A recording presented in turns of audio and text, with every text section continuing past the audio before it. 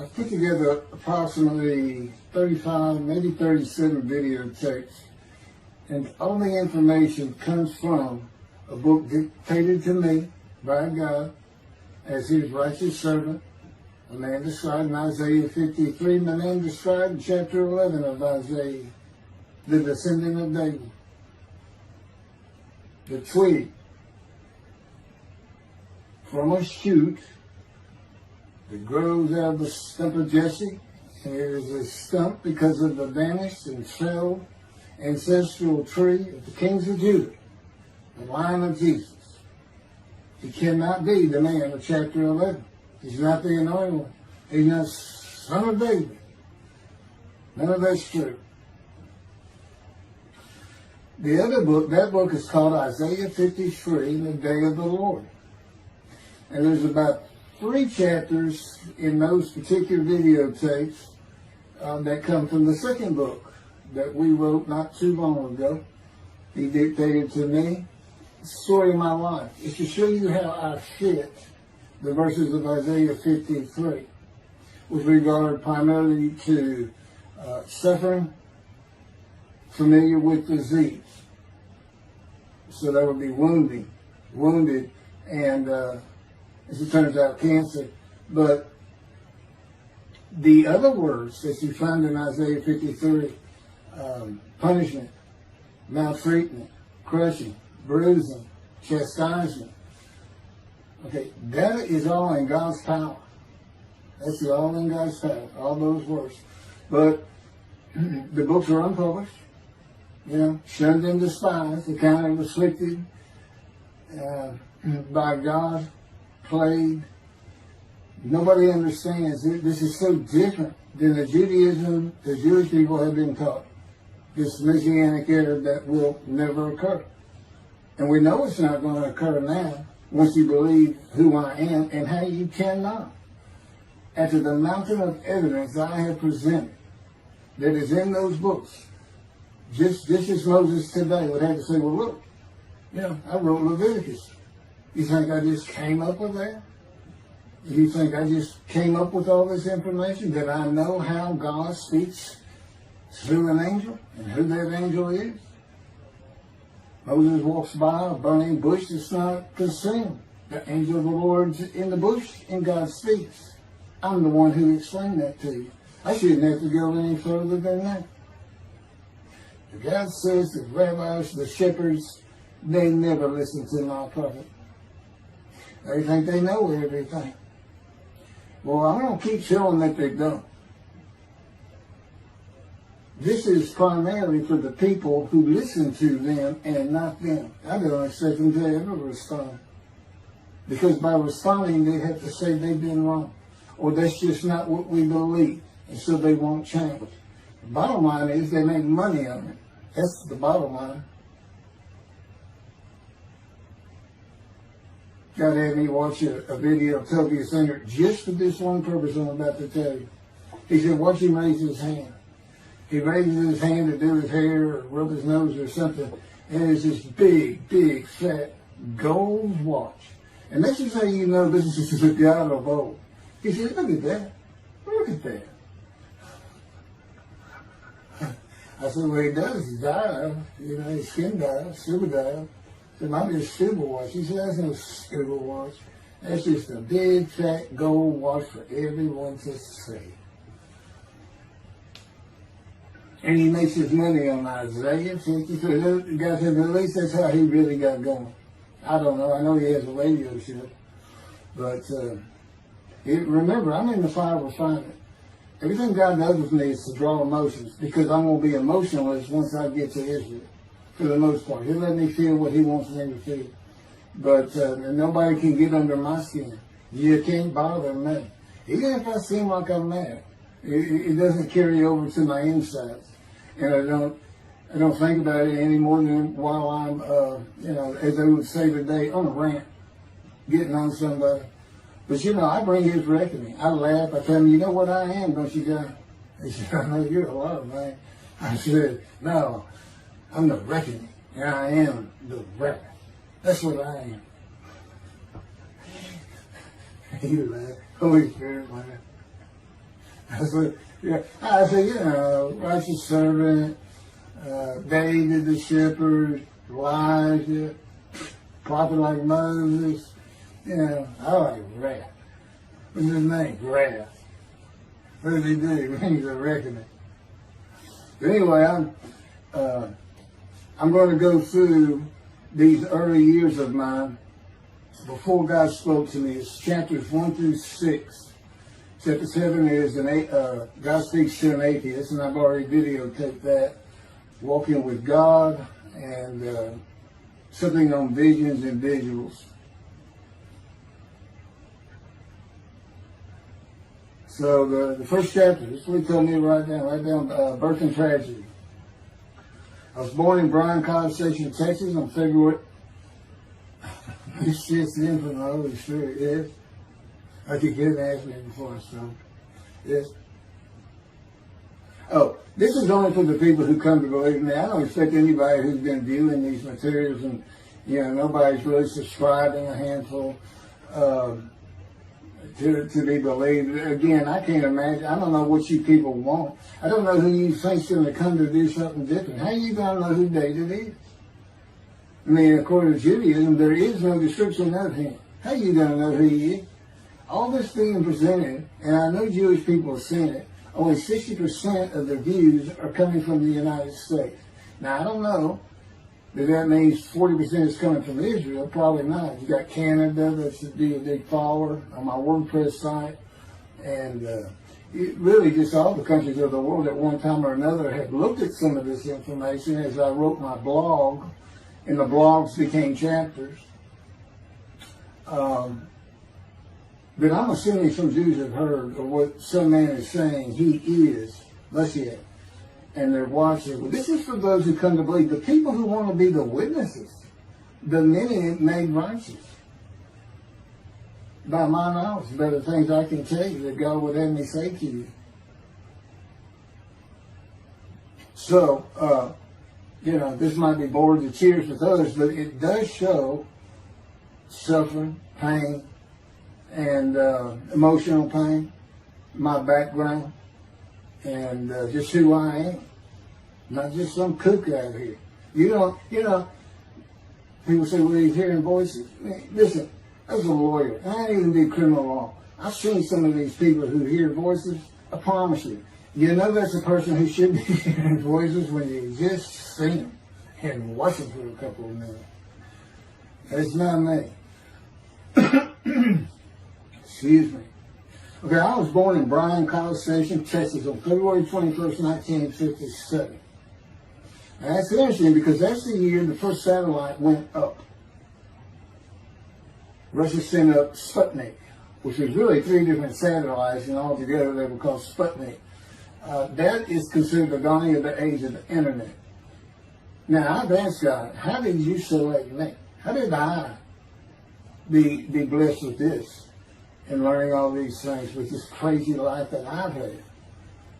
And but he won't answer me. He's gone poker. This poker guy, he's not going to talk. He's not going to change expressions or anything. Or me getting an impression that he is. And so I tried to come up with it on my own, and that is where I started. I said, because I know how important the internet is to this. It's the only way to get things worldwide in. And all the teachings that have come through it. I didn't know, you know, I'm 63. I'm not like the young people who can just text messages without looking at them, and all that. But he's taught me everything. He taught me how to set up Facebook, Twitter, you name it. You know, he would just say, go to your computer, do this, do that. You know, commanded it and directed to become very good at the computer and, of course, word processing. You know, I'm a regular secretary, except I still henpeck with one finger. I used to. But God says that's to show you I have perfect use of this disfigured right arm. It just doesn't have muscle in it, and my shoulder showing. Anyway, I was born in Bryan College, and that's where Texas A&M University is. And my dad was attending Texas A&M when I was born. I graduated from there 22 years later, which is a story in and of itself. So I was born premature in the 7th month of my mom's pregnancy. I was born in February, and there were many complications. My parents were told I would not make it through the night, and they should just take me home. Mind you, this was 63 years ago. The biggest problem was that my insides had not fully formed, and it was impossible for me to take milk. Mammy, my great-grandmother, told my parents, boil rice. Feed him the rice water. It's got all kinds of nutrients and minerals in it. Dad says he threw out a mountain of rice those first few months. And it would not be my last encounter with death. So my dad graduated, and we moved to Metairie, Louisiana. And his first job is an oil and gas geologist. He looks for oil and tries to sell deals to people who can raise money to drill. He gets money up front, and the percentage of production once they get their money back. That's what he's done his whole life. And I became, as a lawyer, I became board certified specialist in oil, gas, and mineral law because I had found it so interesting. As a young boy, I became interested. But he rarely had time for it. The other part, I said, okay, well, I was born with the dawning of the internet, so he's got a selection process for 57. And I come from a dysfunctional family. Lots of drinkers, lots of fighters. And on my mom, her grandfather committed suicide. It's tragedy. Earth and tragedy. In the Great Depression, he lost everything. He owned land in what is now downtown Dallas. But then when she was about 4 or 5, her mother went down to the market square in Crockett, Texas, small East Texas town. Everybody has their courthouse in the center of town, and there's streets on either side with stores. She went to the hardware store and purchased rat poison. She hadn't gotten hardly out the door when she opened it and took it herself. Died right there on Main Street in the middle of the day in a little small town. I don't know how long that would have been. My mom's 85 or 6. She was 4 or 5, almost 80 years ago. So I'm sure it was quite an event. And her dad took her and her sister's about 2 years older, to Metairie, and not Metairie, to someplace in Louisiana. But could have been Baton Rouge. And her father became a elevator operator. And you can still find this in Houston when I was at law school. I went to law school downtown Houston, but South Texas College of Law. And at the courthouse, they would have somebody sitting in there on a little stool and with a lever and take you up or down, take everybody up or down. With all the lawyers coming in for the court cases, it was packed. I'm sure they've done away with it by now. But that's what he did. And they found him one day or night. He had taken out a pistol, he shot himself in the head and killed himself. So now she had suicides on both sides of the family. And her father's brother took the 2 girls in. He actually adopted them. And she was about 10 or so, I believe. She's with him out in some shack in East Texas, and there's not even phone in this place. And he took a shotgun, and I'm sure he'd been drinking there, all known for it, and blew his head off right in front of her. I mean, that's all the circumstances I know about it. It doesn't sound like a good scene at all, but it scarred her for life. Okay, we've been taking care of her from the get-go. My father amazes me to no end. What he has done to care for her. See, they knew that was his sweetheart. Eventually, now at 10 years old, that's who he married. And they're both from Crockett, Texas. Small town people. I still take care of them. They've taken care of me for 10 years. God took me from society. He made me quit law. terminate my law license in Hawaii and Texas, and took me into poverty. I've been in poverty for 13 years until I just now filed for Social Security early. But I give them more than 90% of it to make up for everything they've given me for 13 years. While I'm in God's fire of refinement, learning everything I need to know. And I have learned much. There ain't any question.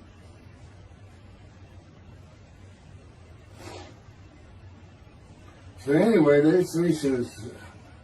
There's 4 suicides right there. So it's a family of tragedy. You know, it's a tragedy of losing your entire family in the Holocaust, and you're the only one left. It's not like that. But God says, I just got things as close as I could. He says, I touched you in the womb to disfigure you, really for just one reason. Well, 2 reasons. One, it makes you identifiable. But it was so people would pick on you. I wanted people picking on you because that's what happens to young Jewish boys. Just for being Jewish, just for having a disfigurement. People will pick on you. I told him, friends, I don't even really recall many people saying anything to me. He said, that's because you look like you crawl all over them. They did. And I did. I was always just say something, anything. It's just the way I was just angry inside. And God's taken all that away. But I can still go on a good rant. But, and then my mother in the 60s, young people may not know this, that's when, you know, the Woodstock and marijuana, LSD, everything started getting big. And at the same time, doctors were just handing out pills left and right. Valium, painkillers, Percocets, you know, just asking for it. They were writing scripts. And I know today they put a lockdown on that, but she got heavy into it and drunk all the time. I had to come from school and stay with her, and she became such a different animal, a different person when she drank. She became a little girl. You know, and maybe your mom act like that and slobbering, and you know, go in there to be Valium dripping out of her mouth with bottled booze by her. So it was an ugly scene. And so I came from a dysfunctional family, so I think God wanted that. And He's there with me from my first year to make sure that I live a life of suffering. He orchestrated many of my wounds. And He's taken me back in visions to see these things. And His visions, one thing you don't pick up in the Bible, when I say Bible, I'm talking about the Jewish Bible, the Hebrew Bible, that's not, unless I say otherwise. Which is like when God says, my peoples. If He just says my peoples, He's talking about the Jewish people, the chosen. I mean, He may say the peoples of Moab, or just by the context, you know, He's referring to another group. But that comes up all the time. So, to add to that, she tried to kill herself a few times. And when I was 10, my dad was at a Texas A&M game in Dallas. And I know it was 1967, so I was 10 years old. Because I'm very familiar with that particular game. It was against Bear Bryant and Alabama Crimson Tide. And he had coached at Texas A&M. So, as you can tell, me and my dad are big Aggie fans and football fans. But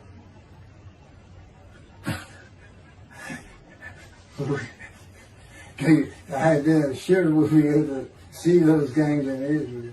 Somehow my face shaped the way. He said, we'll get it. That's the Holy Spirit. We'll get it. I said, he's so funny.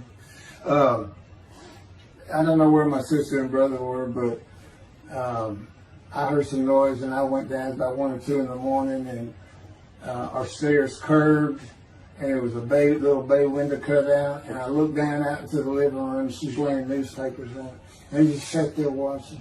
Didn't know what to do. And she got down that paper and took out a butcher knife, not a razor blade, a butcher knife, and opened her wrist up. And this happened again years later when I was in high school. She opened her elbow up, and that was god awful. I don't know how. But before she bled out, my dad opened that door. I sometimes think she knew he was going to be there soon, would probably save her. But it didn't look good, and I hated myself trying doing something. Maybe that's why I was so angry. Anyway, because I didn't do anything, I just sat there. I couldn't move. I don't know. I don't even know what I was really thinking, really. But I can't. What it did is it told me how much her uncle blowing his head off must have done to her. That must have really hit you. I had nightmares my whole life, but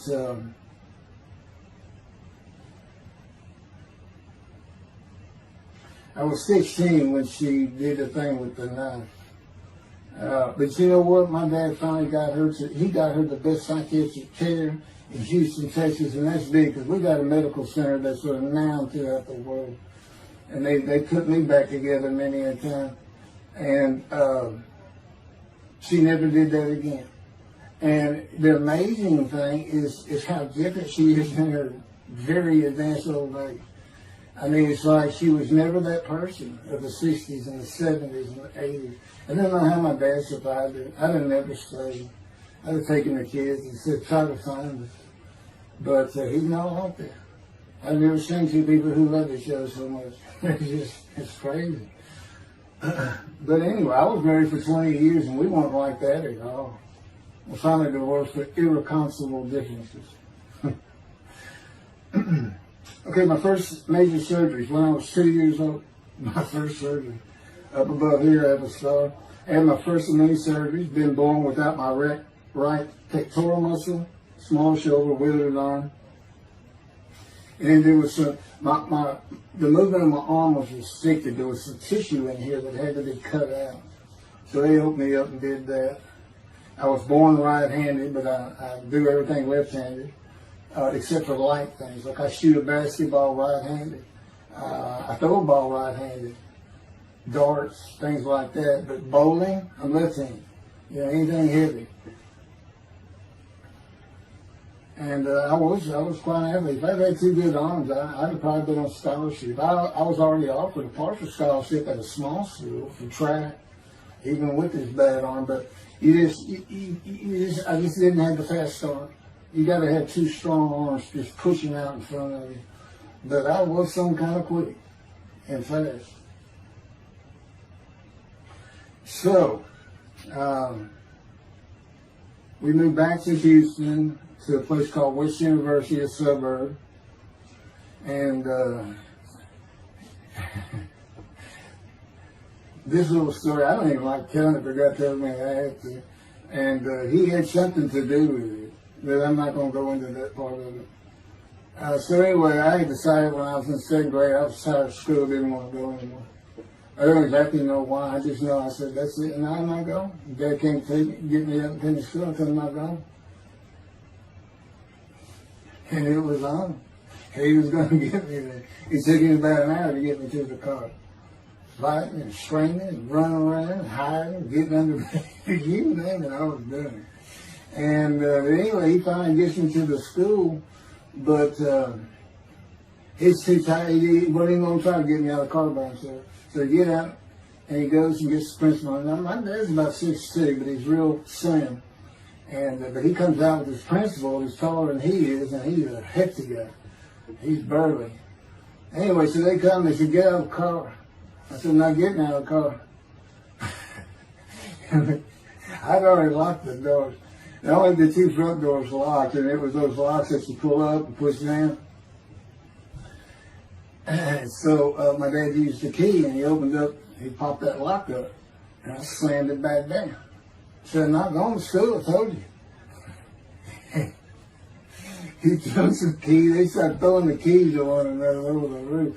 And the principal was driving the same thing, and I'm slamming his door, I'm leaping across the car. But I don't know how long I went, but they finally, in 5 minutes maybe, seemed like an eternity. I was terrorized, that's the way I looked at it. Anyway, the principal got it open, and I saw that door open, and I got back on the far other side of it, by the steering wheel with my back against the back door. And I curled up like a ball, had my knees on my chest. And he reached in to get me, and I unleashed on him, kicking him in the face with everything I had. He broke his glasses, and his orbital bone got shattered. So, That wasn't my first principal either. There's another one. So, but anyway, so they carried me in, and it was very embarrassing. I was crying. But again, funny thing, nobody, because I stayed with this same group for 9 years, going to Western University and the junior high there that you go to. Nobody ever said anything to me about it. And I knew some of those kids that were in that class.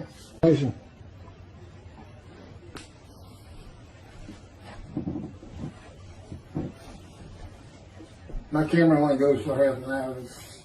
I can see on the screen that I have point towards me that when it runs out and I have to turn it off and turn it back on. But anyway, that ended my fight with my first principal.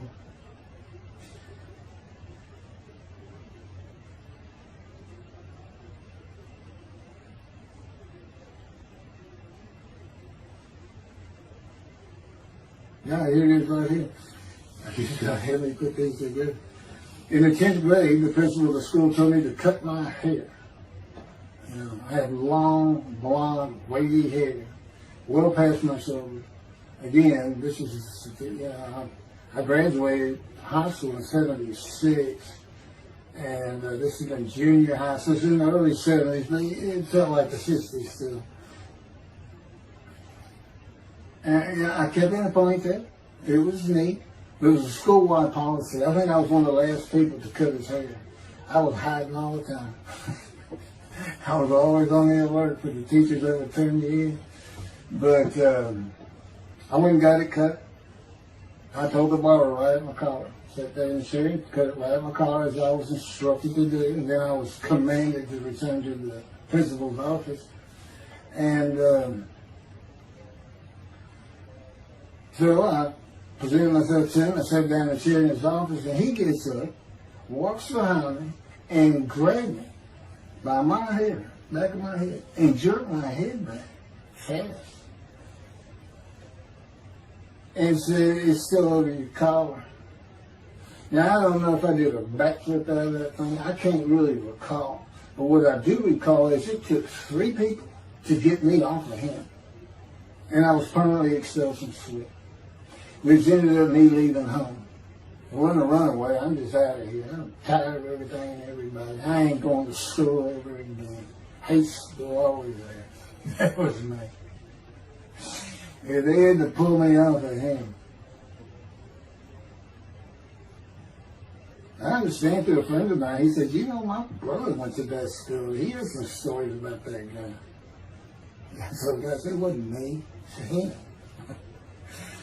him." Second major surgery came when I was 12 years old to try and repair my right knee and just below it. I was running full speed in a field. High grass and weeds with a family dog. And God says he had something to do with what the dog did. For no apparent reason, just suddenly he was running at my side. And he just bolted, he just stopped going straight to the heart of the left and went right between the legs. I go sailing in the air, and I came down on my knee. Except my right knee came down on a broken Coke bottle, Coca-Cola.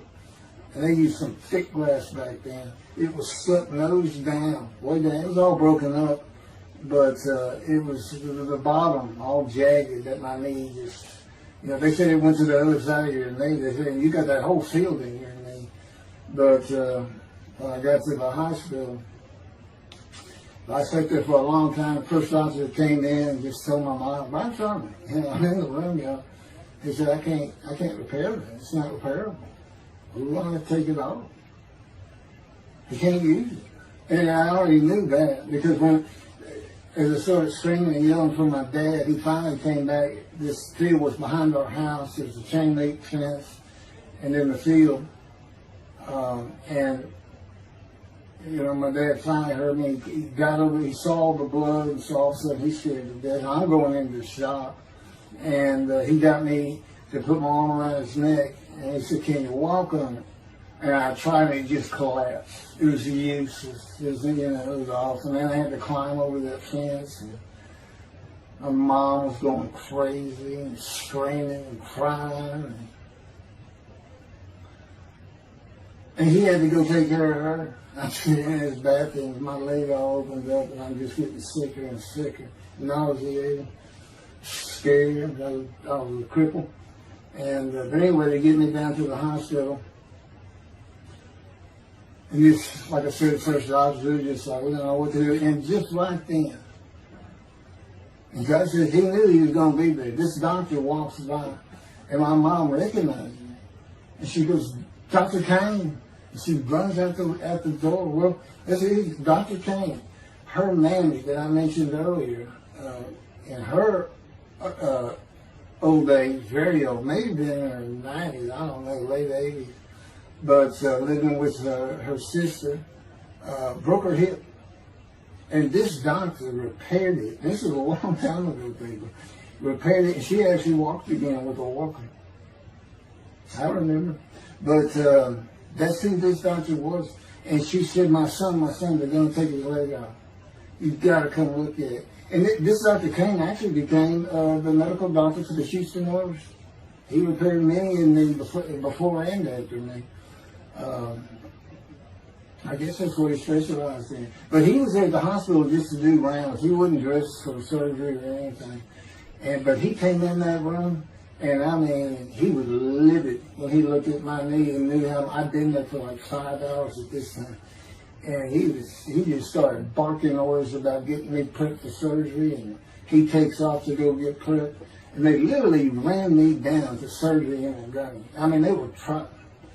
This kind of fear he put in everybody. Anyway, I was in the hospital for weeks, and I woke up with my leg. I was glad of that. They had a cast from my hip to my ankle. And he told me, when I finally was being released, he said, if you put any weight on that leg, you'll never walk again. So, I can't remember, 6 weeks. I don't know how long it was that I had that cast on. It wasn't my first cast, it wasn't my last. Or maybe it was my first.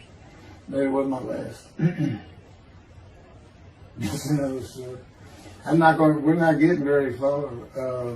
There's 6 chapters. I'm barely getting through the first one.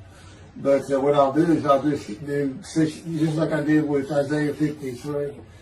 I did 6 or 7 videos, 7 I think. But then I joined them all together and put it as one video, the definitive commentary of Isaiah 53, which comes straight from God, by the way. I mean, you can contest what I'm saying all you want, but it makes perfect sense. For the first time, Isaiah 53 is explained. And how did I become the smartest religious Jew in the world who can see that? And what the wounding and the punishment, everything's about, and how it's really, in some ways, a snare for the Gentiles for the day of the Lord. Because he knows he can take me and just decimate any argument they want to put forth. You know, in particular, I'm blemished. I'm the Antichrist. In that I am the exact opposite of Jesus Christ. Okay, he's so smart, he was keeping the synagogue at 12. Supposedly he was a perfect, beautiful man. I'm disfigured. You know, I'm not bad looking, but I'm not, I'm not Brad Pitt or anything. Anyway, and sinner, I wasn't a habitual sinner. I was a good person. I was good to other people. I was very compassionate. I said there was already a lot of humble in me. I didn't laud myself and the things I could do over others. Like being the fastest guy on top 5 at school and the fastest in my neighborhood. I didn't brag on myself. But as he took me back through my life and informed me when things were sin, it just seems like I touched on all of it. And if murder in your heart is actually committing that sin, as the Christians say, I don't really go with that, but then there's really not much I've missed. So I'm a sinner. And, Jesus can say, well, I'm a sinner too, I'm lying. All you got to do is read the scripture in the Gospels, you see where I'm lying. That's easy. And I came from the banished line. I thought I was the man of Isaiah 53. I thought I was going to be exposed to death, but given long life. This is what he would tell you if he was here. He said, but you know what happened? They crucified me. And on the cross, I realized I'm not that man. This is an exposure to death. This was like a sure thing. Father, Father, Father, why have you forsaken me? That's Jesus Christ saying, I'm not the man of Isaiah 53, and I just figured it out. That's what that is. I asked God sometimes, you sure you didn't have that written? Why on earth would they write that down? They forget about it. People just think of me. That's what it's about, Christians. They got their way. They can explain that being counted a sinner means he got crucified with the sinner beside him being crucified on each side, left and right. So there's three of them, so he's counted a sinner. Okay. You know, it's supposed to be descriptive. Don't be able to find a person to do. You might tell Judaism the same thing. You know, this is to find somebody. It's not the people of Israel. They're all kinds of people. Now, we're looking for a guy so God can have a Moses. Why? We have a new covenant. Why? It's the day of the Lord. Why? Jeremiah says so. That's why. It's so easy. The lamb blooms again. Okay, and he's coming to friendship with the temple. So the lamb blooms again at a time when there's no temple. Jerusalem's going to be rebuilt. It's a metropolitan today. This is no Jerusalem of antiquity. The old city might be too big. And I'll make a new covenant with you. I will forgive all your sins and remember them no more. That will cause Torah to be written on your heart. It's a metaphor. When did he do this before? Oh, that's right. Assyrian Babylon exiles. Isaiah was right before. God said, I forgive your sins, remember them no more. They became a holy city. What did they do? They did the second temple. What are we missing? The third temple.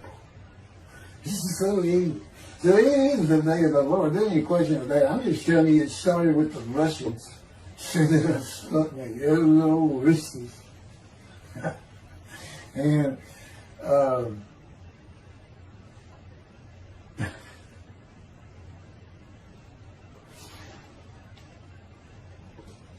he's bringing the covenant, but he's got to have a Moses. He's never sent a prophet like Moses. So he was saying, it's Joshua. No, it's not. I'm meeting today, the day of the Lord. And guess what? He gives us a description of him.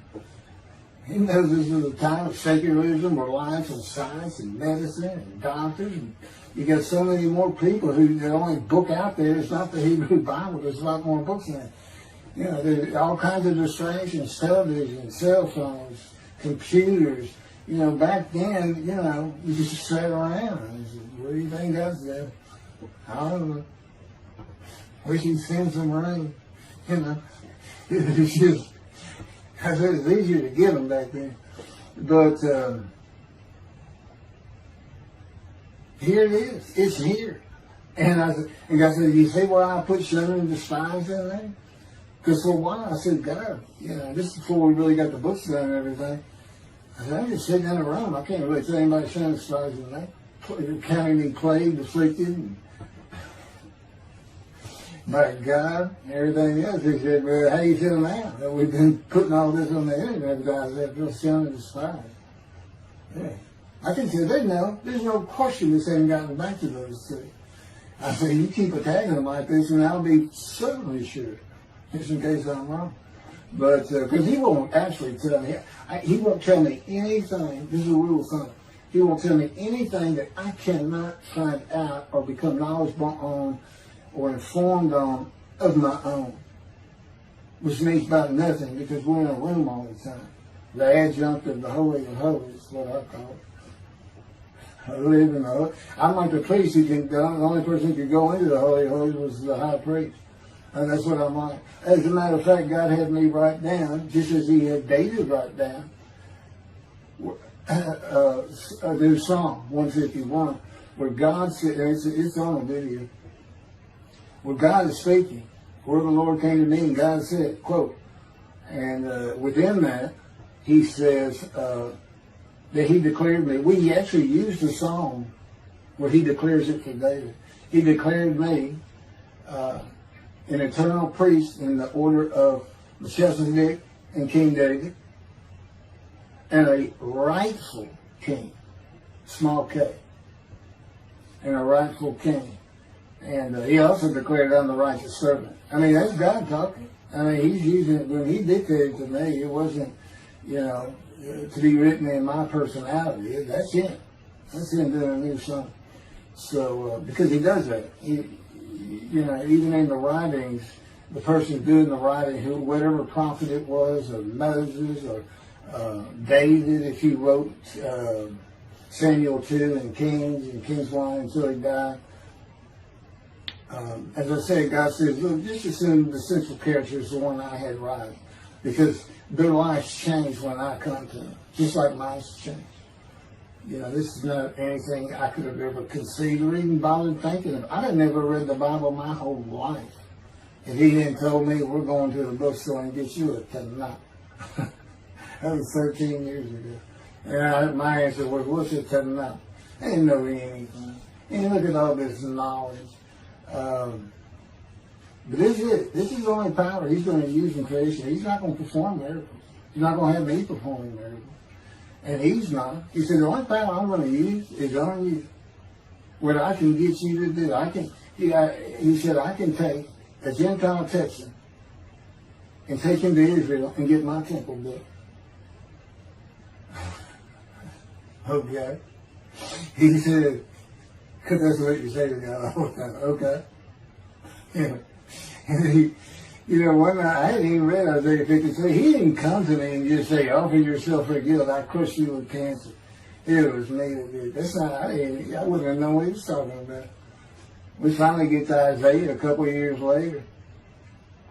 He said, keep reading Isaiah 53. I said, okay. And so I read it. I said, okay, finish it. He said, who do you think that is?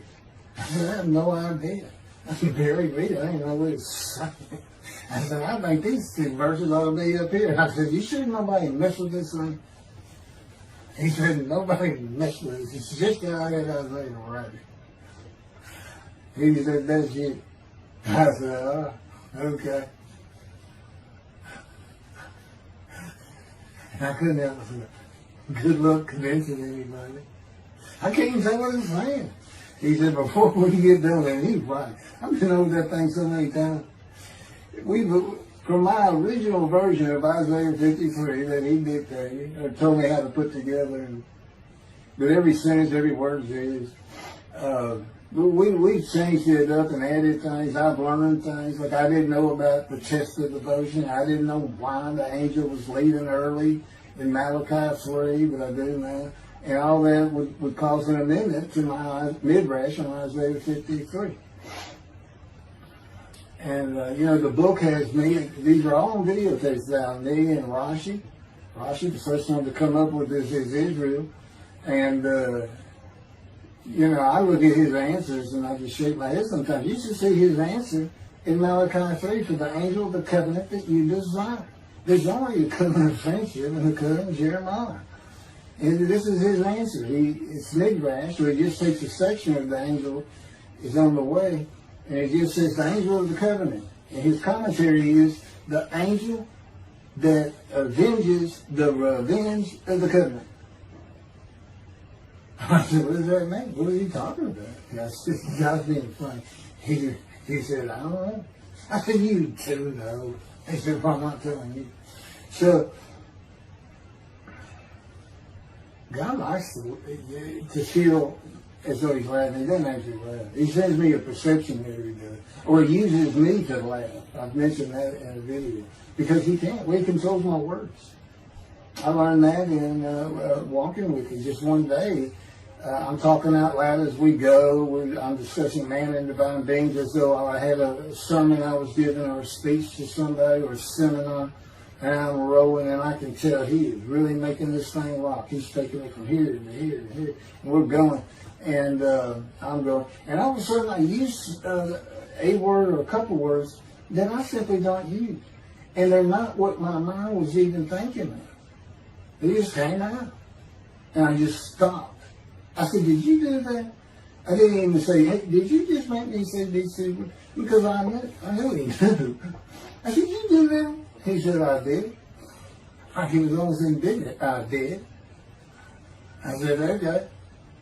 Anyway, that's where it all started. Now I know. Okay, guess who that is? That's the Holy Spirit.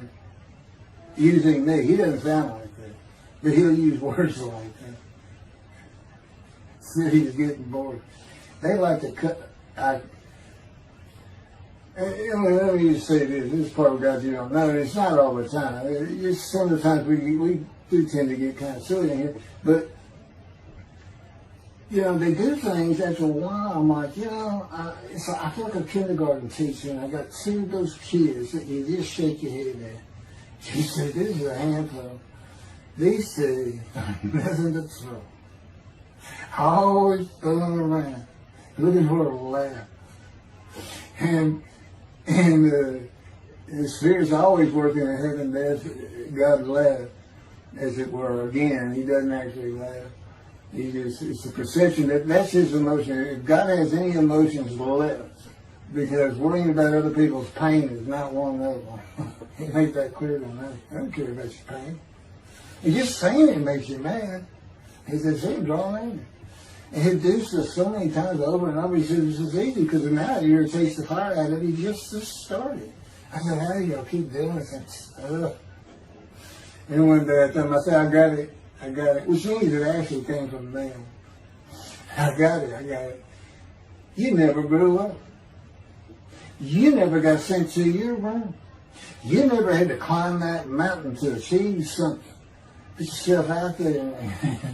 Nobody's ever whooped you. He said it. I said, that's what it is. You never grew up. That's what it is. Yeah, I'm dealing with the child guy. That's what I'm dealing with. Having an argument.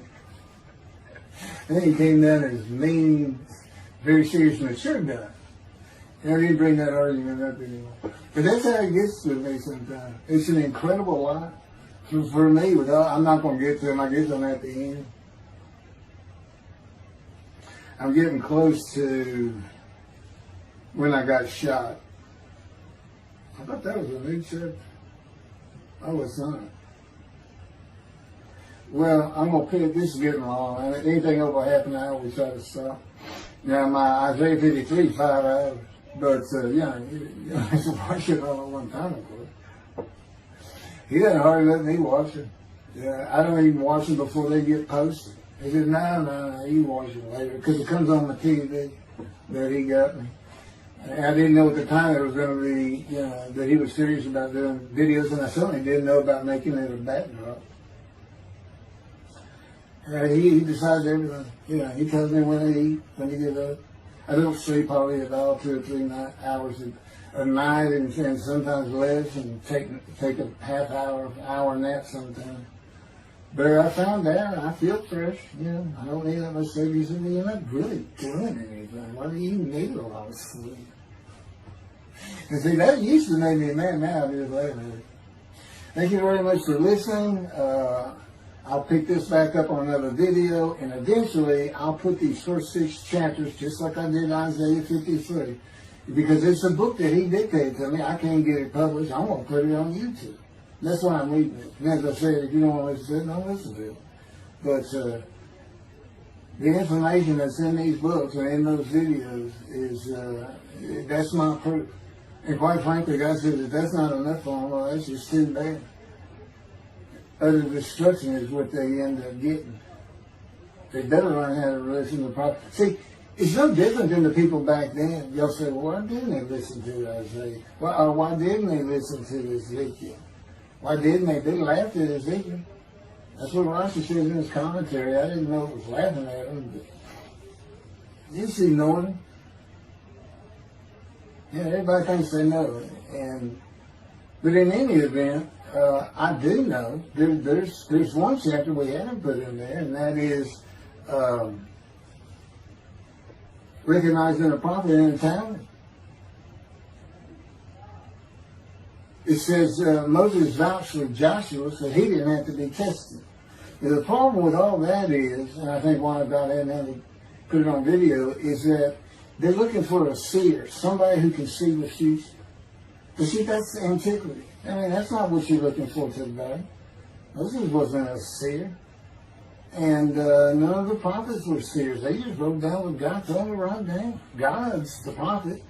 Is the one making prophecy. And what he does, he doesn't actually just see the future.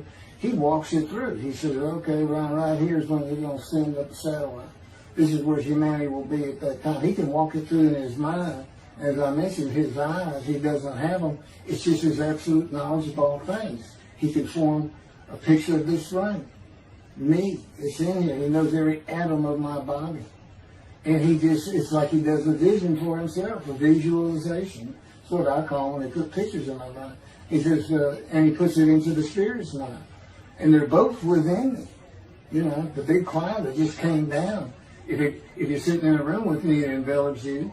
But it engulfs me, it goes through me. My little spirit cloud becomes part of the big cloud. That's why God is in his spirit. Here's the elements of spirit, here's the elements of God's presence, his mind. Two clouds, they just come together, they can be together. Okay, but God's still one. He created the other cloud. And then in this room, filled with them, my little spirit is like a little cloud that just came in and part of it. That's who I am. That's the man of divine being. Okay? No, it's like nobody's really expecting it. Well, maybe it's because you didn't know these things. And now they want, I get to see them shunned. Shun means I'm not looking at that. It's not like a coot. We by faith, by the fundamental principles of Fambam from the Talmud, from his diagnosis of the Talmud. Once you do your own, once you throw the Talmud out and learn some new stuff, once you get out of antiquity, every religion has an end times like that. Every religion ends up with utopia for its people. Everybody. Well, don't be like everybody. You're the Jews. Let's get practical. Let's let God in our midst again, in a man like he was in Moses. Let's point at him and tell the Christians that is the man of Isaiah 53. Here's what it's about. God said he's coming back. He told us, we're not waiting on him like you. He said when he was coming back, he false prophesied 5 times. He ain't coming back. He wasn't who he thought he was. He told us on the cross. I'm not the man of Isaiah 53. He tells us. What else was he doing? Why did you say that? I'm about to die. What do you think he's talking about? What do you think he's thinking about? You're not supposed to die. He thinks he's the man of Isaiah 53. So do they. Which is mind-boggling because I'm the man. And there's nothing about me that says Jesus Christ. Nothing.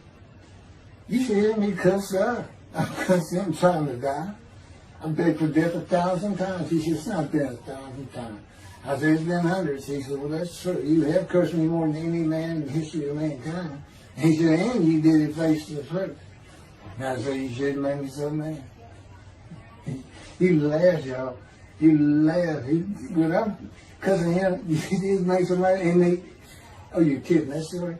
He gave me his perspective. This is what he did. He said, Keith, imagine you created ants. And ants are living beings. In other words, they can think and they have emotion.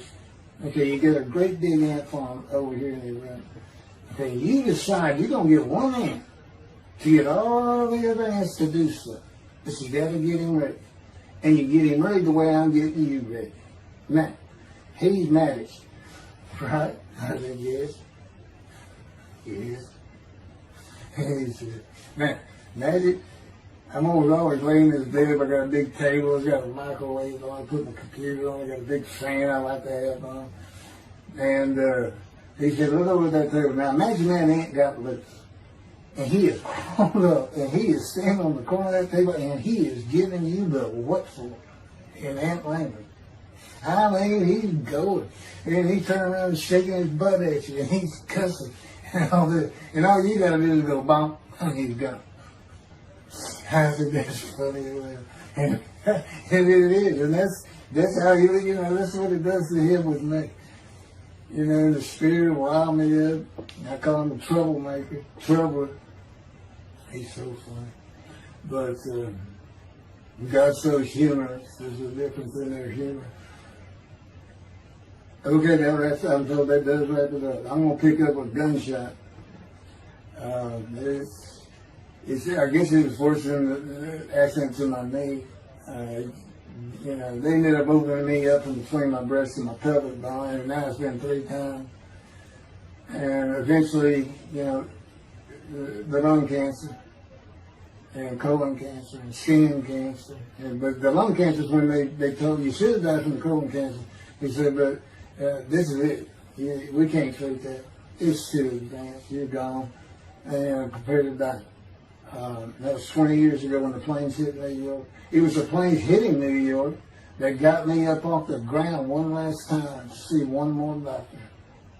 The life of God's righteous servant of Isaiah 53, chapter 3, gunshot. Shortly after I recovered from my knee injury, I moved to Fort Lauderdale, Florida. I was not happy about it at all. It turned out to be a lot of fun. I made some great friends to celebrate my 13th birthday. My only injury in Florida was having my front teeth shattered and knocked out, requiring casts, which was more of an ordeal than I would have imagined. We returned to West University in Houston after 2 years. My mom was not doing well at all, and it was getting close to her second suicide attempt. I was back with my old friends and did not have much supervision from home, and I failed ninth grade. I made my own decisions, and I rarely listened to others.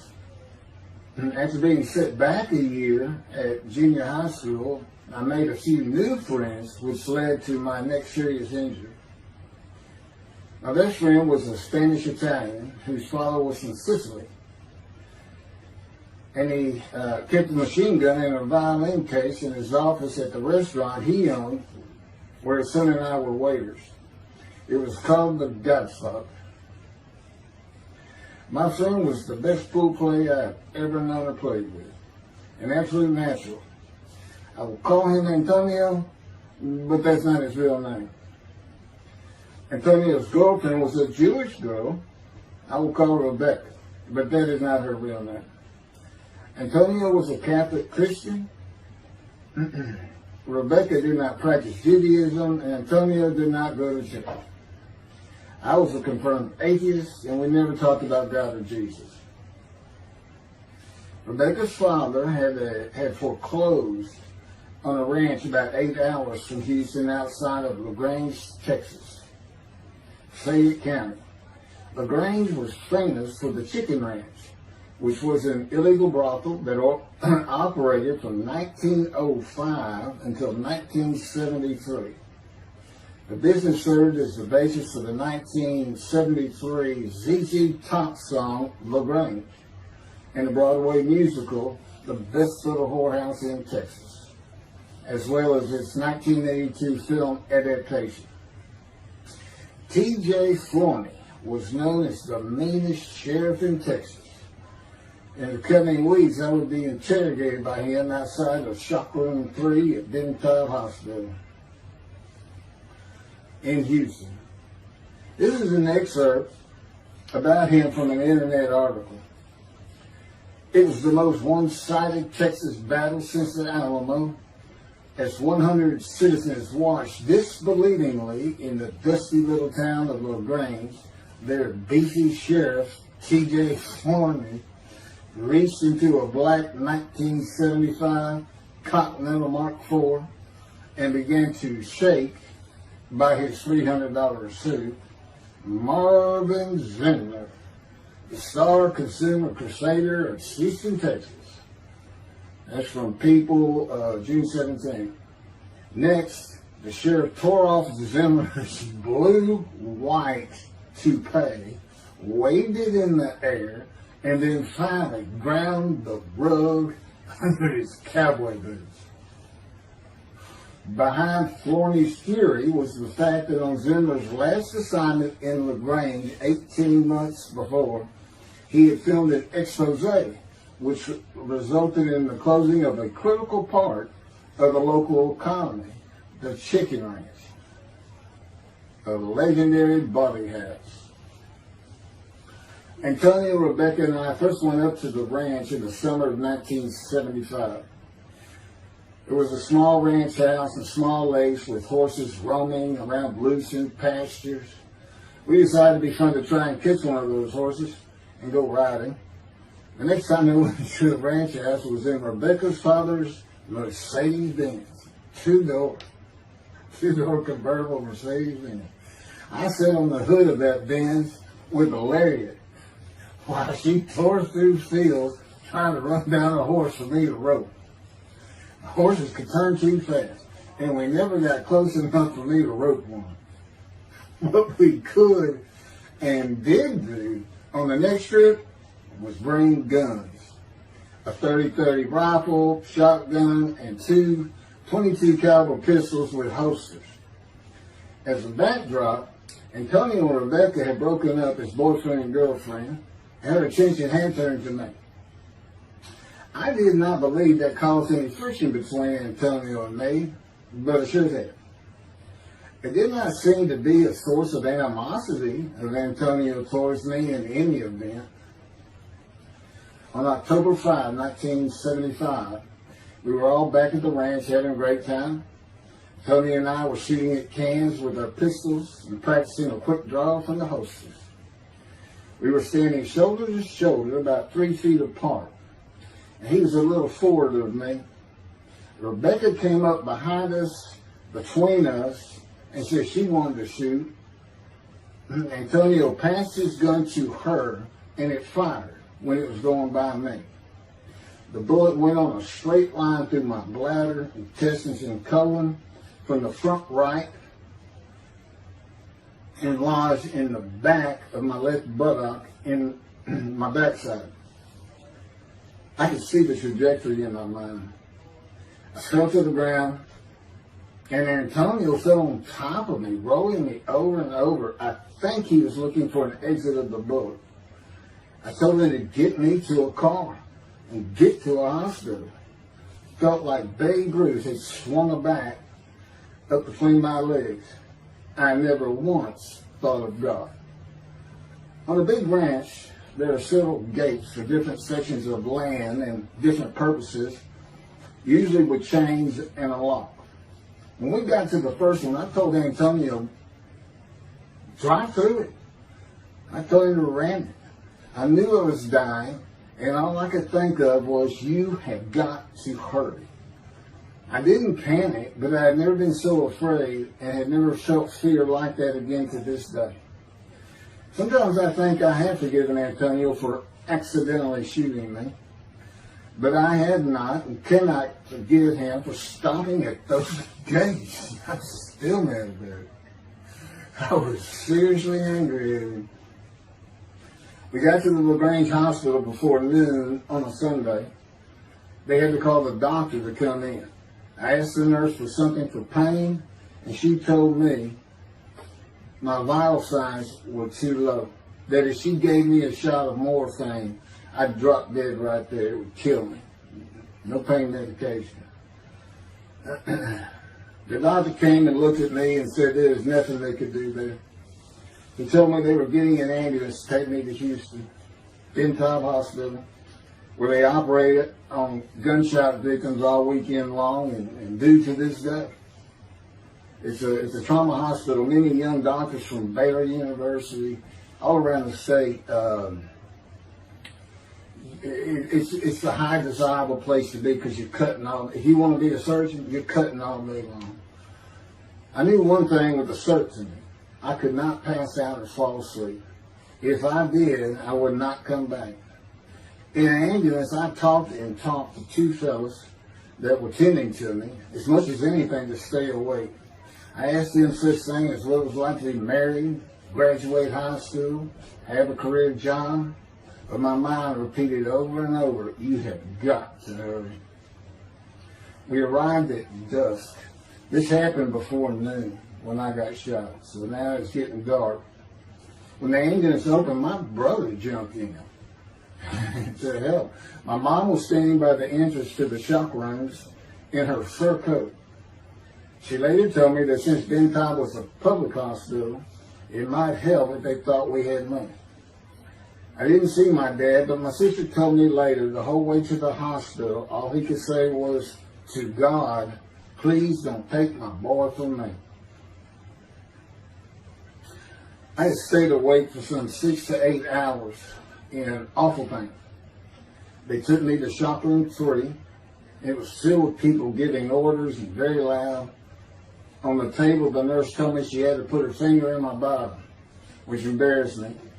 And I raised up like a sit-up and saw nothing but blood rushing from my bottom onto the table. You have to hurry is all I could say. They finished prepping me for surgery and rolled me to a hall in a line of others awaiting surgery.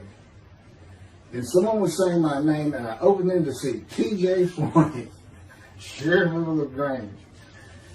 He wanted to know if I'd been shot intentionally, what we were doing at that ranch, did we have permission to be there, and et cetera, et cetera.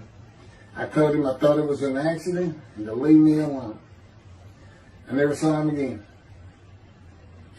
I didn't have to wait long. The orderlies bypassed everyone in front of me and took me to surgery. I awoke in a large room with about 10 beds on my side of the room and 10 beds on the other, with other patients, and I could hear moaning and crying here and there. It took a few moments to remember what had happened and why I was in there. I fell back asleep, and when I awoke, my dad was telling me he would have me out of there into a private hospital as soon as possible. It was the next day when they transferred me to the Methodist Hospital in the medical center, where they had operated on my knee, and I had spent weeks there. I had a hose with a bag coming from my bladder and a colostomy, an opening called the stoma, which is your intestine on the outside of your abdomen, with a bag over it for going to the bathroom.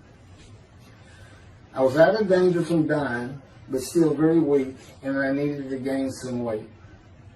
The track team was already getting together, running distance and cross-country workouts provided by the coach, preparing for track meets in the following school semester. I lived about a half mile from the high school. The day I got home, I walked to look at the track. It did not seem possible I could get back in shape. I was afraid to cross the roads to the school. I could not even trot to get out of the way if a car came my way. My insides felt like jelly, and I had been warned that too much physical exertion in the first 10 days could cause a stomal hernia, and my intestines to start extending from my body. I was homeschooled for the rest of the semester by a private volunteer tutor, and passed classes I probably would have failed. The beauty of that gunshot was that it changed me.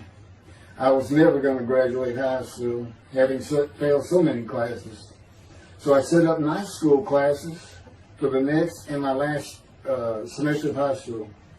I was 18, soon to be 19, and a senior.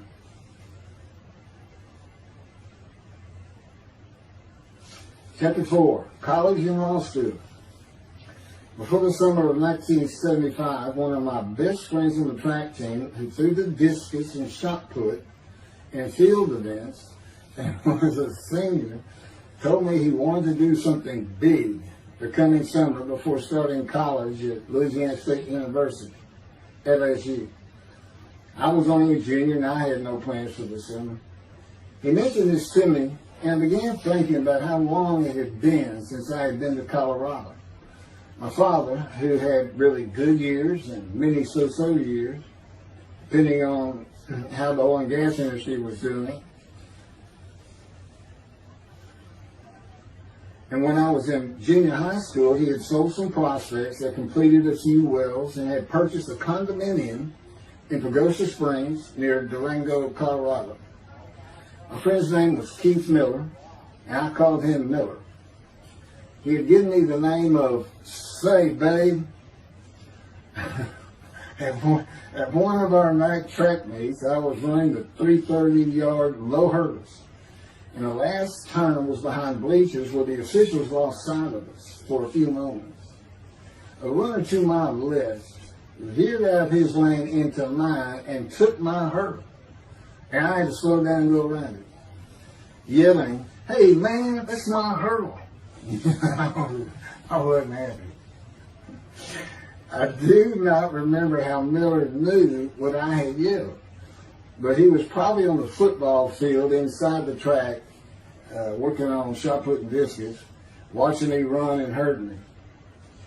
I did not really know him very well at this time, other than he was a popular senior who knew everyone, in stark contrast to me.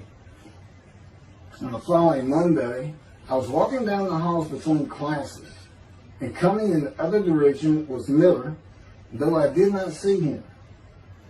Then as he was passing me, in a loud voice, loud enough for everyone in the entire hall to hear, I hear, "Say, babe, that's my hurt." Hence, say, babe. That began a really good and fun friendship, and I got to know the class I should have been in if I had not failed ninth grade. And because I was Miller's friend, I was immediately accepted by anyone he introduced me to. I found out about 40 years later on Facebook. I looked him up and we friended that he's Jewish, and particularly because of his brother. He's got an older brother, and they look just alike. They live up in Oregon. But I did not know that. It's not something we ever talked about. Just didn't think about it. I'm sure he wasn't observant at the time. I told Miller about my dad's condo and suggested we plan a trip up there and backpack in the Womanichi wilderness of the San Juan National Forest. I had hiked there while in junior high school with a friend and his little brother. I had a driver's license in my second year in the ninth grade. The prominent 13,000-foot peak is 10.7 miles from the town of Silverton, which began as a silver mining camp in 1873, and that is where I plan to take Miller.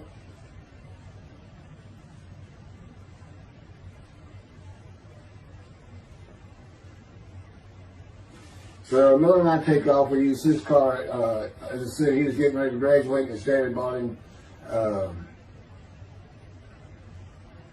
Toyota. I can't remember the name right now. My dad's condo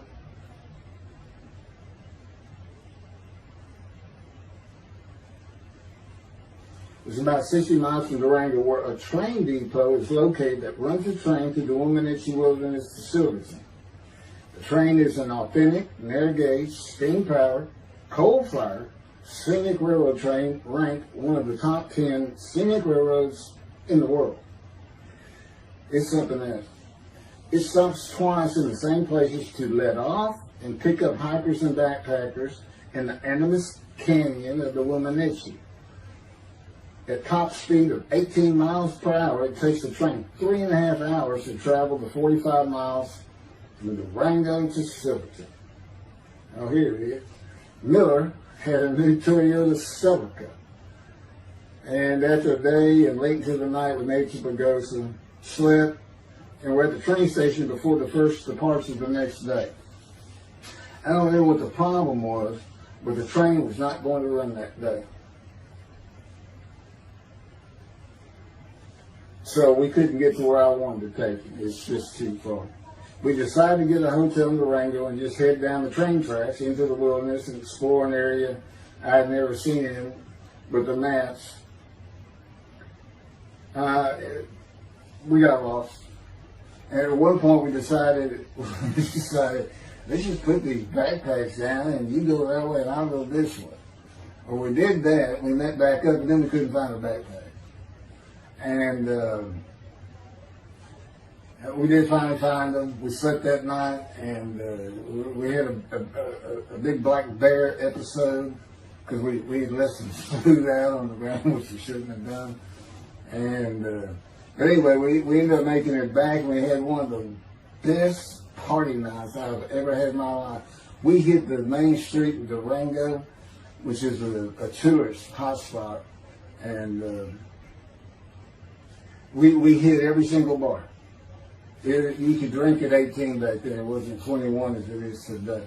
And we did. We made sure it was like a go. Okay, so every one of them had at least one drink: shot of whiskey, Boilermaker, beer, whatever. I can't really recall other than I knew I had been drinking the night before when I woke up. But we did. We hit both sides of the street. I don't know how long it took us and how many drinks we had, but we just had a lot of fun.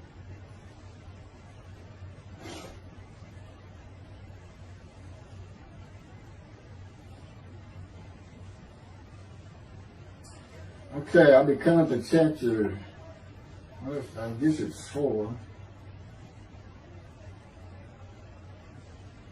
I don't know. I thought I was coming up to the cancer story, but this is different. This is getting into alterations while at school.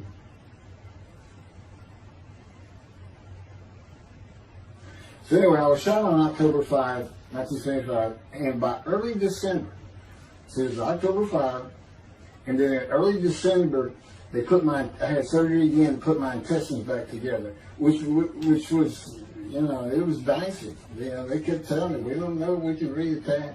You know, there's people like Bob Hope lived his whole life with one of these stonal deals. And it's just a horrible thing. It was successful. They put it back together, and they removed my bladder tube. The girl next door, who I had never talked to other than to say hey or hello, and who also went to high school with me, had been coming over daily, and she agreed to be my girlfriend when I asked her a few months later.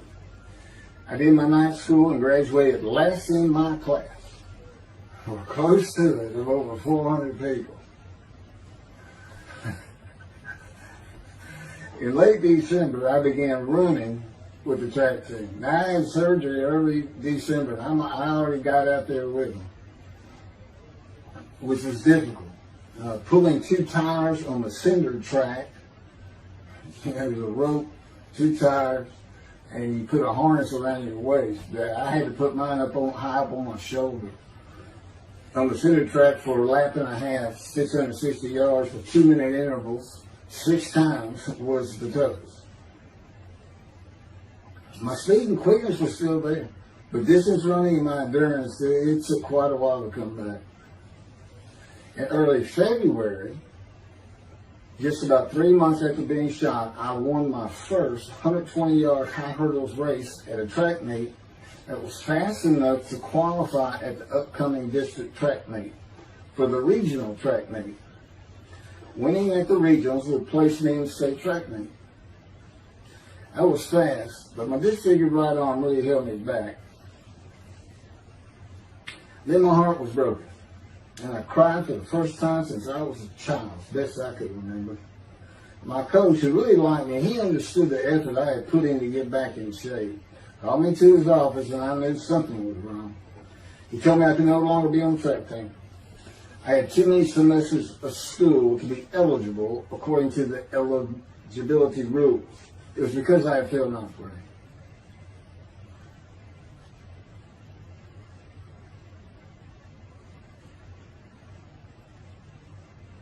And of course, I had no one to blame but myself. Skipping school all the time, just not trying or caring about learning was why I failed. I was not lacking in intelligence and common sense, as many people thought of me. I could and often did read a complete science fiction paperback book during the school day. One day. I get them from my brother. I just sat in the back of each class and read my book, and the teachers always left me alone. I also was suspended from school a couple of times for fighting. First fight was in the gym in the bleachers, with the principal on the floor telling us the do's and don'ts for the second semester of the 10th grade. This is 2 years before I was shot. I found out he already knew me by name, and I had never talked to him. The second fight was with the same guy, but this time we took it across the street from the school. He had about 10 of his friends, and I, being pretty much a loner, I had none. They were African American, bused into school from neighborhoods far away. And I just didn't understand them, or know why they even talked to me with words I did not get, like word, or say, man, can I hold $1?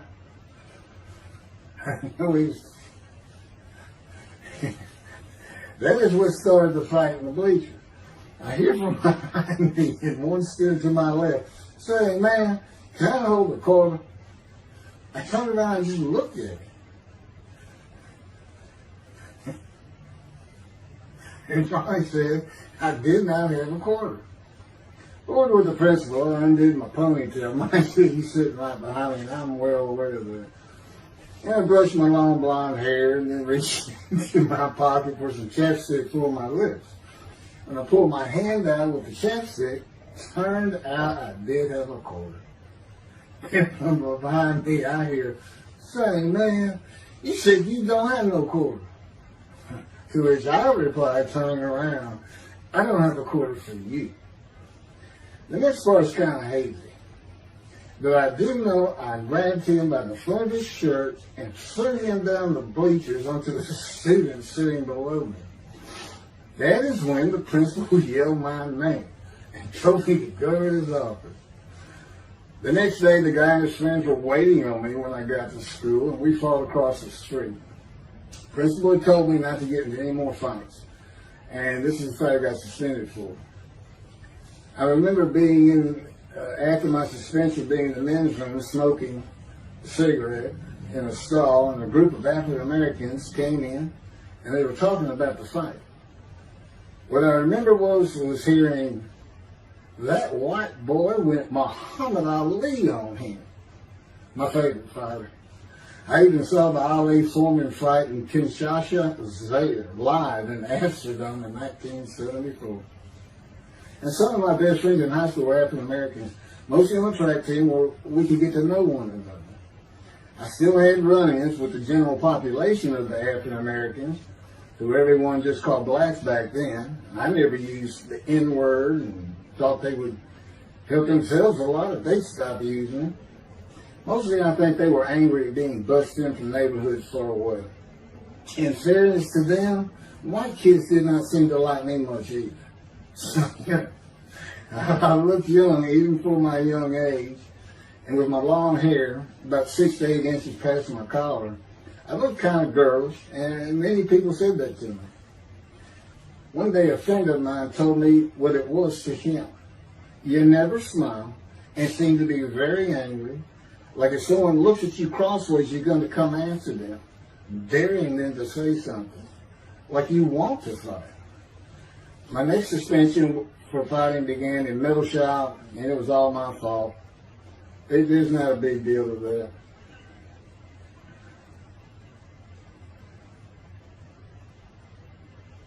The last fight I was ever in came right before I was gunshot at the ranch. The accident really changed me and the way I looked at life. I never got in another fight after I got shot. It took some of the fire out of me. My longtime friend from junior high school and I were at Memorial Park at night and walked down a train track that ran through the woods, away from the streets and recreation areas. We went to the center of a long railroad trestle bridge that ran over a bayou to wait for a train to round the corner from either direction on a single track.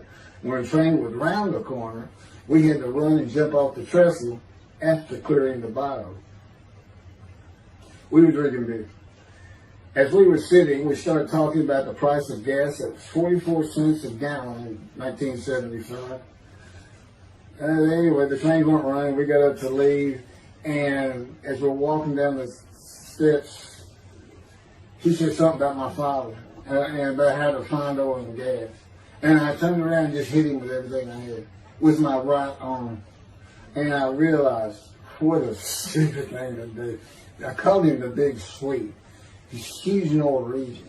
His hair was white and long and longer than mine. His hand was the size.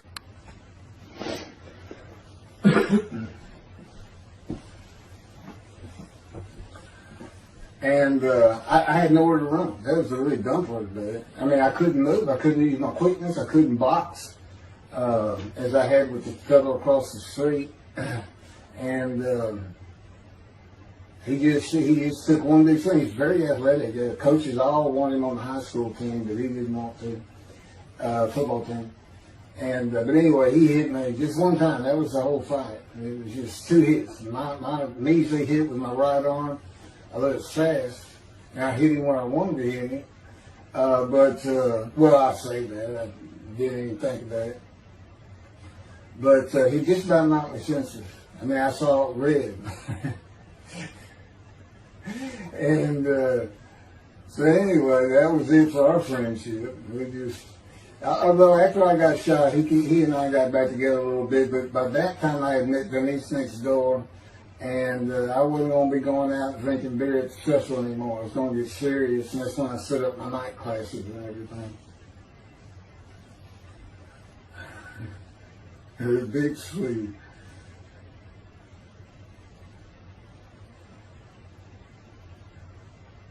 After the gunshot, I stopped seeing old friends, including Antonio and the Big Swede, and spent all my time with Denise from next door.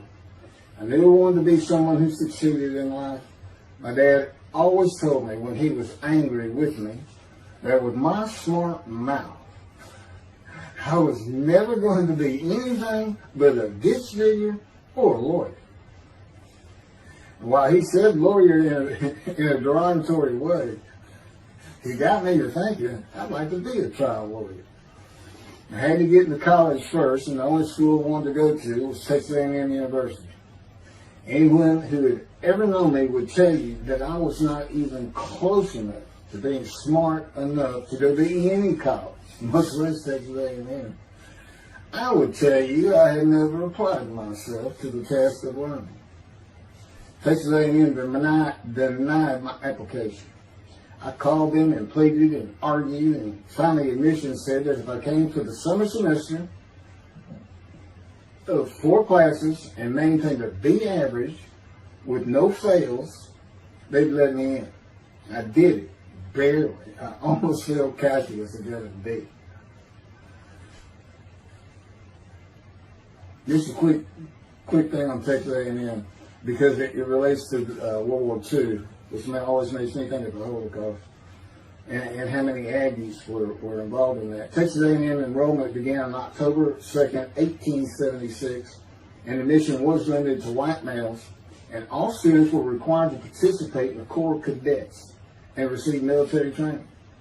Many Aggies served in the military during World War II, with the college producing 20,229 combat troops. Of those, 14,123 Aggies served as officers, more than any other school, and more than the combined total of the United States Naval Academy and the United States Military Academy. During the war, 29 A&M graduates reached the rank of general. Texas A&M is more than a great university. It's the home of the Aggie family with a long history of spirit and tradition. And I'll pass through all that. You can read. I got all this from Wikipedia.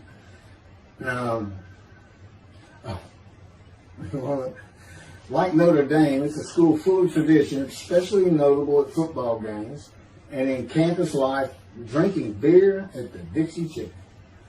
I had a good friend in what is now the Volunteer Corps of Cadets, and we've been shooting pool and drinking beer all night on the weekend, and finally left sometime after midnight. I walked my friend back to the quad, Corps Cadet Quad, a large open area where people could gather, surrounded on 4 sides by dorms for cadets only. And I dropped him off at his room. Before he shut the door, he looked at me, and not for the first time, said, "Want to race?" He's fast. We race many times. I said, yeah. Of course, we were pretty much, we've had a lot of beer. I said, yes. And he went to the end of the hall and took off at the other end of the hall. He was fast, but I was pulling away with just a few yards to go and hit the wall before I could stop and busted my chin open. Blood's pouring out everywhere. People opening doors. Look, that's what the little guy did to the taller guy. Taller guy. I also sprained my ankle. These are my injuries at Texas A&M. I also sprained an ankle so severely playing basketball with football players that I was in a cast for 6 weeks.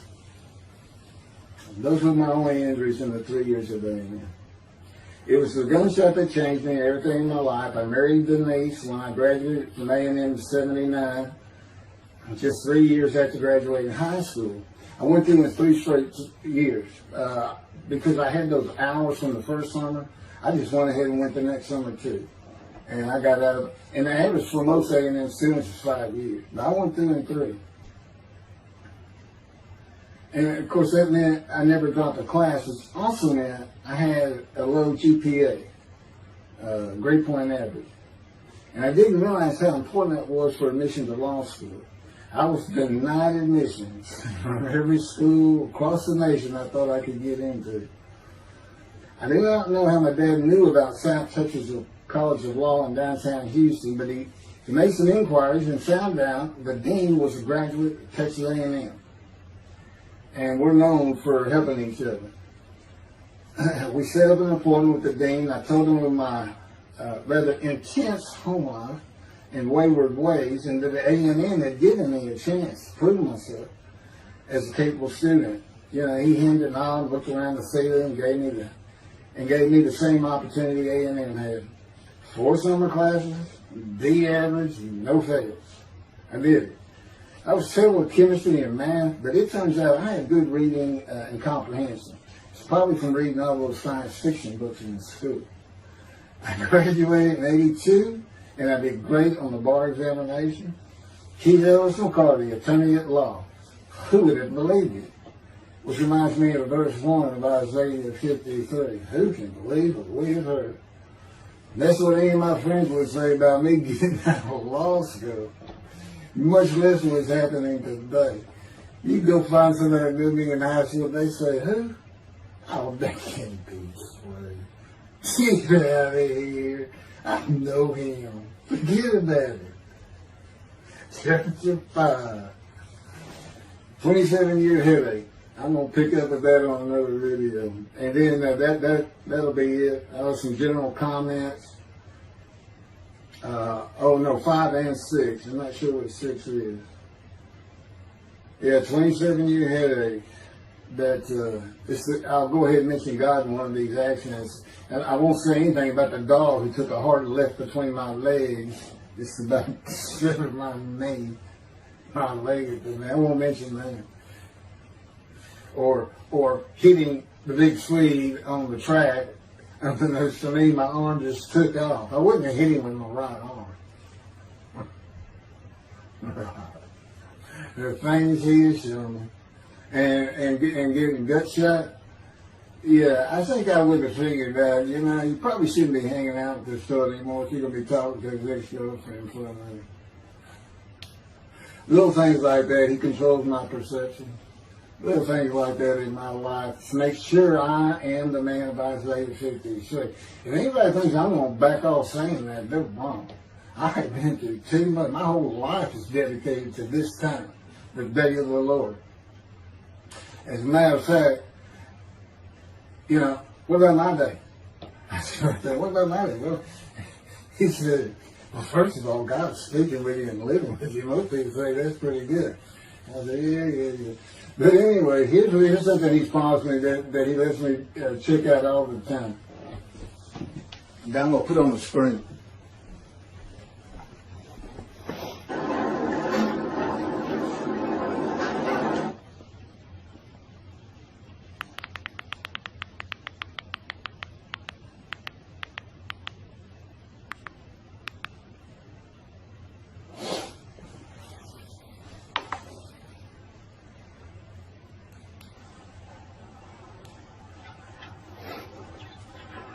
The radiant GP cycles, shorties, slip-ons, cold startup.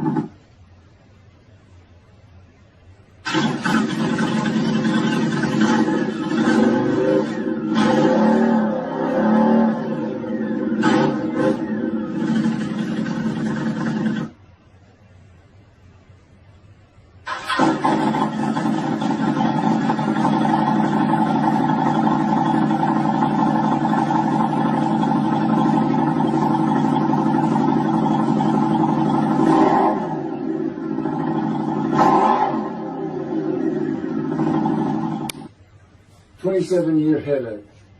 Chapter 5 of the life of God's righteous servant of Isaiah 53. The same year I graduated from law school in 1982, my son Justin was born. In 1985, my daughter Brooke was born. And in 1988, my youngest child and daughter, Laura, was born. I was making good money, though I expected a lot more, in my first job with a law firm that specialized in collections. I also tried my first civil case, which, while working there, which was a nerve-wracking event, first trial. The first day I entered the courtroom, the judge asked me if I was a law clerk. I had a very youthful appearance, though I was 28 years old, not 20, common age for a law clerk. My youthful appearance in junior high school and high school with my long, wavy, blonde hair, I usually kept in a ponytail, had way too many people tell me I looked like a girl. It is interesting, though, at least to me, not one person in my entire life has ever said anything about my disfigured arm. I must have looked like a girl who would beat on you if you did it. When I got mad, there was no hiding it. You could see it in my face and hear it in my words. When I was 28, Brooke was born. I tried my first civil case, and the bane of my existence on earth began. A never-ending headache that I generally thought to be associated with post-traumatic stress disorder. I had terrible nightmares from my youth, but now I seem to have begun grinding my teeth, causing the temporal mandibular joint, TMJ, to ache terribly during the day, and the whole side of my head, the muscular, I don't know what you call it, but underneath the skin of the skull, was always real tight, a tightening of the muscles. It was difficult to even talk to people at some points. For 27 years I had that headache. I tried everything, even surgery on the TMJ, and another surgery where the doctor severed my upper jaw and then trisected it from my skull and spaced it to fit my lower jaw. All to no avail. I could not stop the nightmares and the grinding of my teeth. Mouth guards helped my teeth, but the pressure was still there. I literally feared going to sleep. I didn't want to wake up the next day sometimes because I knew how bad the pain would be there again. It completely ended my dream of being a trial lawyer. So I got an associate position in an oil and gas firm and began learning how to prepare title opinions for oil and gas companies on tracts of land they plan to drill on. Basically, a title opinion is you start from sovereignty, which is when the state granted the land to someone, usually great, large tracts of land, and from there you get parceled out and cut up, and I'd be chasing one small tract within a very large one almost 200 years ago, in the early 1800s, and I would have to create genealogical charts of heirship, for people who died without a will, and they had to know who the family members were, and I got very good at it, and I really enjoyed it. I did a small towns throughout Texas, and into their courthouses where they would keep all the records of every transaction, of every piece of land in the county. But anyway, there's an awful lot to it. I do go into it in some detail in the book, but I'm not going to for this video.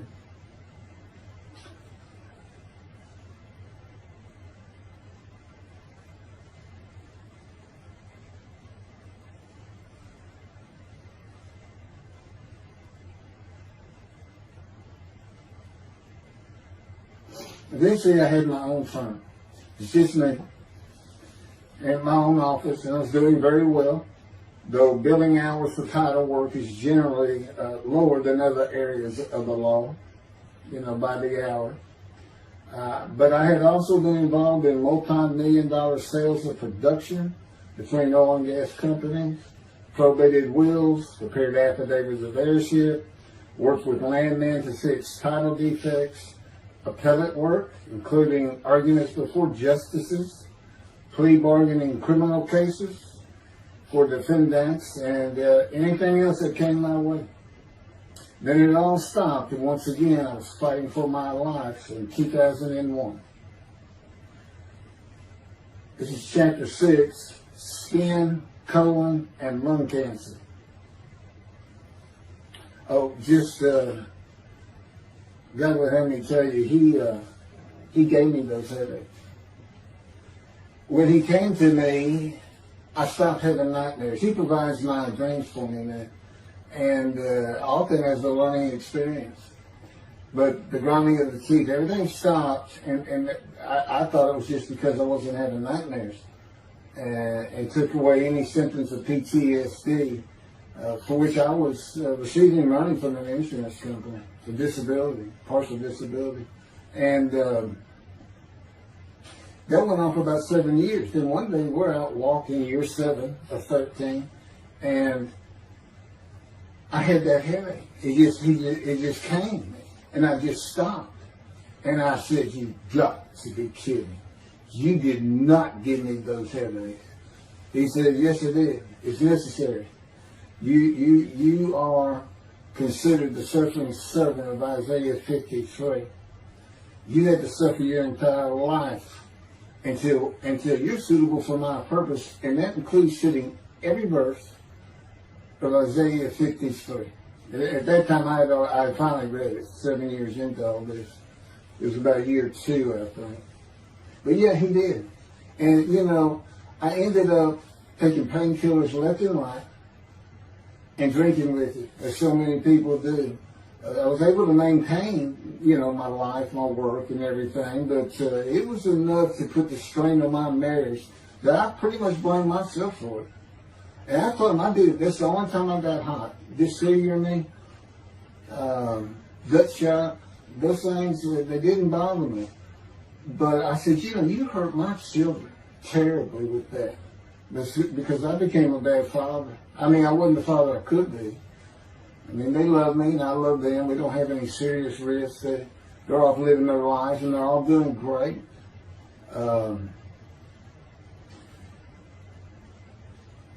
But if they consider themselves anything, they're Christians. And although I don't think any of them are overtly religious, or that they're in church every Sunday or anything like that, but you know, when I started going to the conservative synagogue here in town, and I told them I was converting to be Jewish, they're pretty much just that. Just saying I would be a Jew, I guess. I'm not sure that I didn't believe in Jesus. There's probably more of it, God says. But really haven't talked to them much at all in 7 or 8 years. So, but anyway, so God gave me the headache, just to make sure.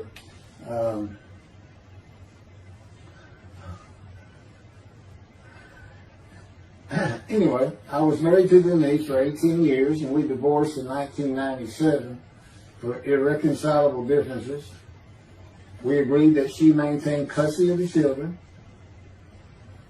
The first to leave was Justin, and he came and lived with me. Then Brooke started getting in trouble, who is, as tough as she is beautiful. Her mom's very difficult to get along with. Justin was a lot like me at his age. Trouble followed him everywhere he went. Like me, he was hard to talk to, and like me, his getting out of high school was a coin flip.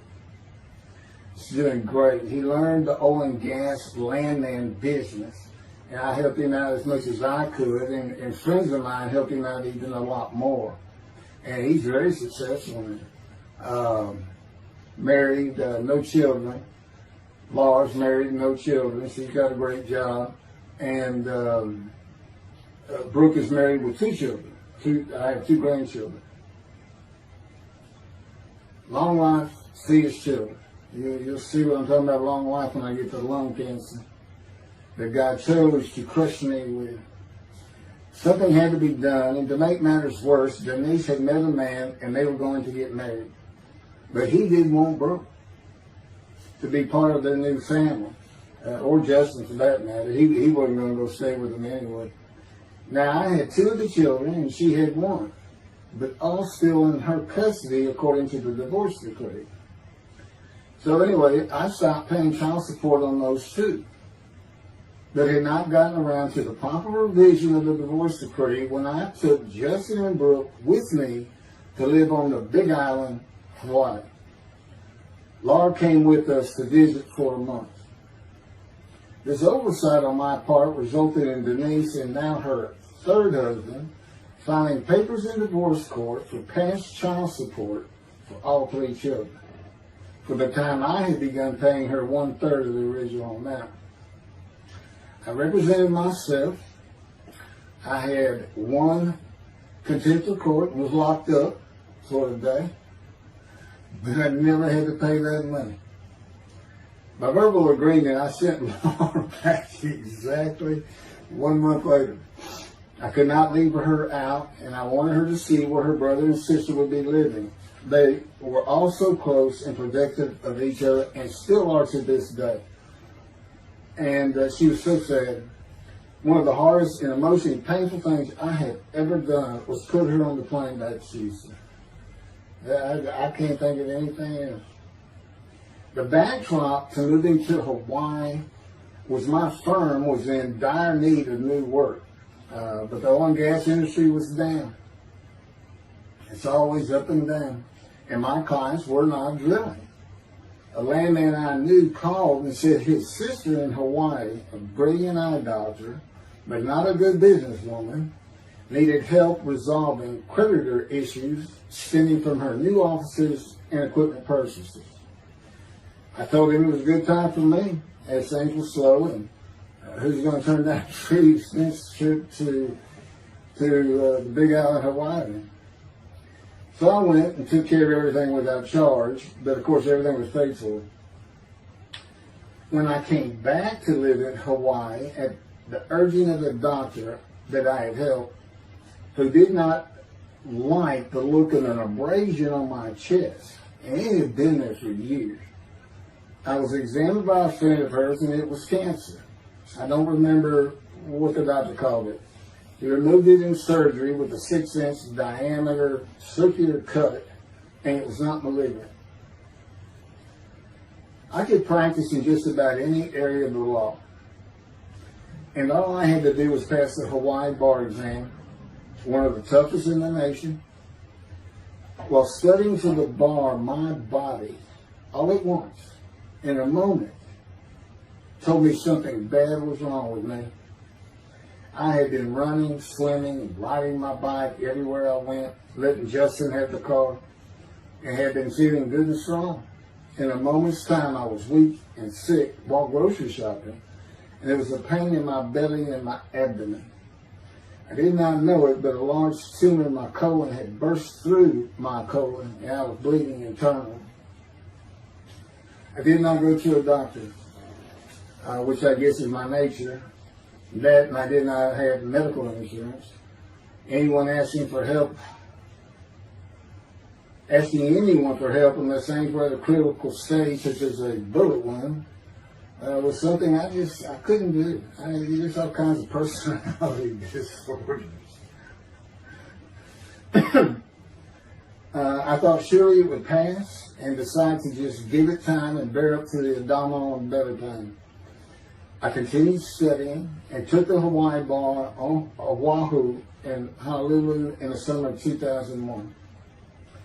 I had lived in pain for so many years from my headache, and passing the bar was so important. I just kept going day by day. Pain was getting worse, and but I kept exercising. It's the only time I didn't focus on the pain. I had always been a fast healer, and I thought in any day it would just go away. I finally could no longer take it.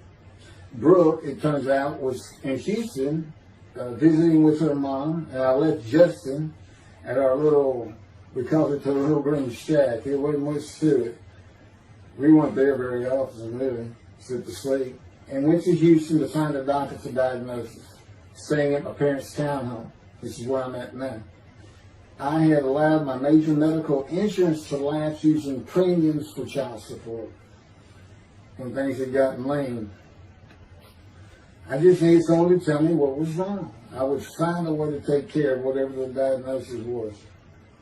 Early September, I was close to dying, lying on the floor of a dingy apartment of a friend who traveled for work. I could no longer get up to even try and get medical help. And I had not told anyone how bad it had become. Then the planes hit New York. Seeing how grief-stricken so many relatives were on the news, I began to think for the first time how awful my children would feel when they found out how and where I died all alone. So I asked my father, again, it's hard for me to ask people for things, for the money to pay for a colon examination that had been suggested by a doctor at one of those clinics you find in a strip mall, the only places I could afford.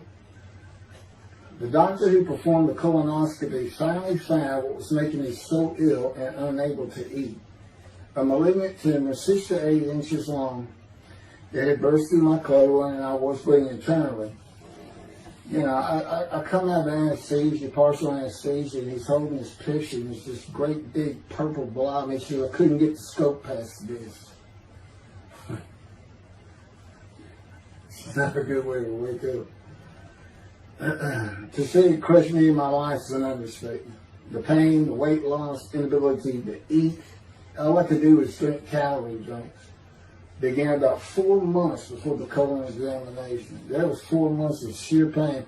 But as it turns out, I did pass the Hawaii bar exam. It was now early October 2001. The doctor told me, look, you don't have insurance. Go to Bentop Hospital. That's the hospital I went to when I got gut shot. Gunshot. I prefer gut shot. It sounds better. It is, man. And he gave me the picture from the procedure showing what he could not get the scope past. Just shaking his head and saying, you should have come in much earlier. So I went to Bentop thinking I was here in 75 on October 5, dying, but I did survive. And here I am again on the first week of October 2001. I showed the pictures to the admitting nurse. Instead of them sending me to the waiting room, she just looked at me and she said, this is a public hospital. I mean, you can wait all day long to have a cold check. She looked at me and said, why did you wait so long? And how are you still alive? And I told her, I have no idea. She did not send me to the waiting room. They had an orderly take me immediately to a room. There they hooked me up to a morphine machine where I could hit a button at a time interval I can no longer remember and receive a small dose. I do know I never missed one. I was very depressed, and my parents who waited in that line for admittance with me looked so sad and depressed. It was not one of my better days, though I finally had some pain relief. Day after day, I lay there waiting for the next test they would run. It was during this time I received notification that Denise had filed papers in the divorce court to recover monies for the time I was taking care of 2 of the children. It's also when I received notification from Hawaii that I had passed the bar exam.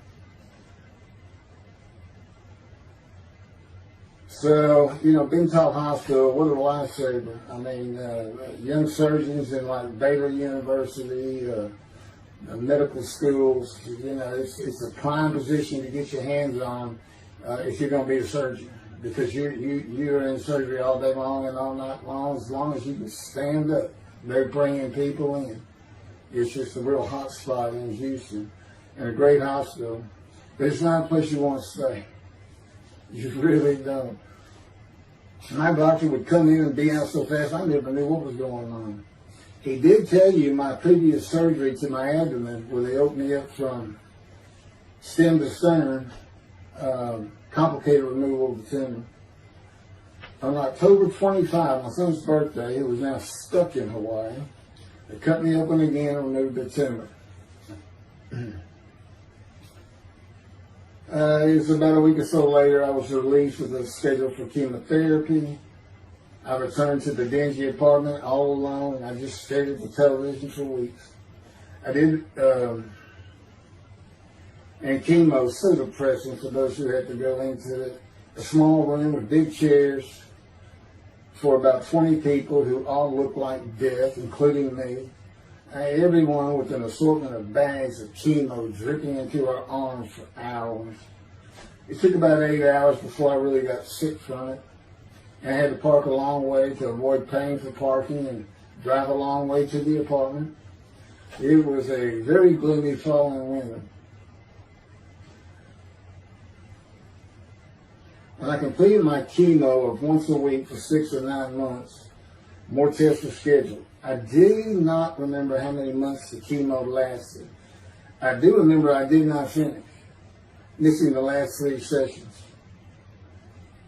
At the end, I could not get out of the door without bursting into tears and just not going. It just wore me down to nothing. On the right side, it was my goal. I had my own apartment called the Loft. It was brand new and very nice on a bayou close to downtown Houston with a running trail alongside it and lots of woods near Memorial Park where I had been running a 3-mile circuit since high school. I returned to being told to follow-up tests, including x-rays of my chest, and the colon cancer had not returned then and to this day. The chest x-rays were another matter entirely. The doctor told me he had bad news and showed me the x-rays telling me the white spots I was seeing was cancer. They were everywhere. Lungs full of cancer, he said, at a stage I could not be treated with any success.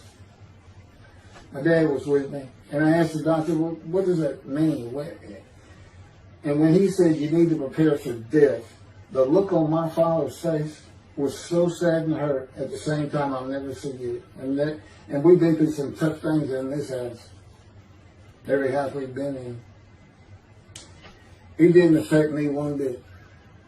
I did not feel anything. I was too beat down from the chemotherapy to care, I guess. God tells me I had a lot to do with that. And it's like no matter what they said, I didn't think I was going to die. But I didn't know that. I just wasn't having that conscious thought. And God says he had a lot to do with that. And of course, he hadn't spoken to me yet. I had never seen a doctor for cancer or any other ailment since that day. I had to get Justin home was all I thought about. But I needed money. I found an old client that needed a title pin for a drill site well. I struggled through that and got my boy back to Houston. And it was tough. I was so weak. And it had been so long since I really had done any title work.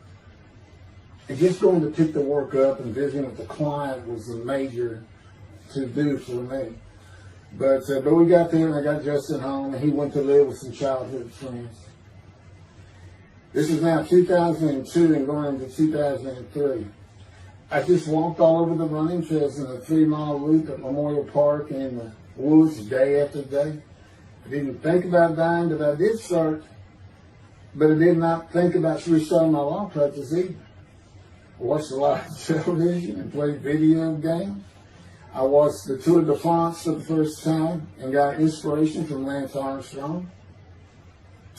I was still alive though, and the funny thing was my lungs never bothered me. I was never sick. It's because God had already removed it. After I got the news I was dying of lung cancer, he took them from me. That's what he tells me. And I don't have any symptoms. Well, you'll see right here, in 2005, I picked up some title work here and there and made an office out of my loft. I bought my first motorcycle, soft-tail lowrider Harley Davidson. First time in many years I was happy. I love riding that bike. In 2006, I did some landman work for standard day wages and began dieting and running.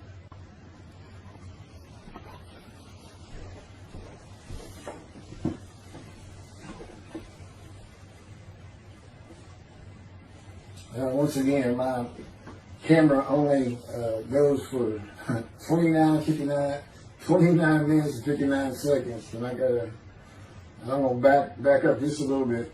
In 2006, I did some land work for standard day wages and began dieting and running. I had never been a swimmer in terms of training for it. I love the water and swimming, but I never trained with laps at different paces and various distances. Mostly because I was so slow, because of my right arm. I was reaching an age, though, where endurance in my running was more important than speed. And so endurance swimming was too. In Hawaii, I had seen the athletes come to Kailua Kona, where we live and where the Ironman triathlon begins and ends. Matter of fact, my little green shack was just right on the route where they start. That was a fun week. It was amazing watching the athletes train and prepare for the race. I would think to myself, a human being, the human body cannot do what they are doing. Yet they were and they did. It's just amazing. I decided to learn how to swim more efficiently and how to train for distance and endurance. Get a regular and triathlon bike and enter some triathlons. I'm still alive and finally a direction and purpose in my life. Training every day for long periods of time. It really helped with my headache and I slept better. In 2007, I signed up for the March 30, 2008 Lone Star Half Iron Triathlon in Galveston, Texas, and the October 5, 2008 Longhorn Ironman 70.3 in Austin, Texas. You cover 70.3 miles, and you got to do it under 8 hours. And I did real well in the first one.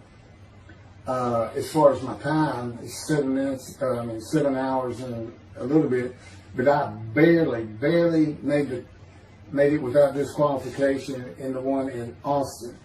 And it was primarily because of the hills. It's this very hilly area in central Texas, I guess. But I did make it, and swore I'd never do another one.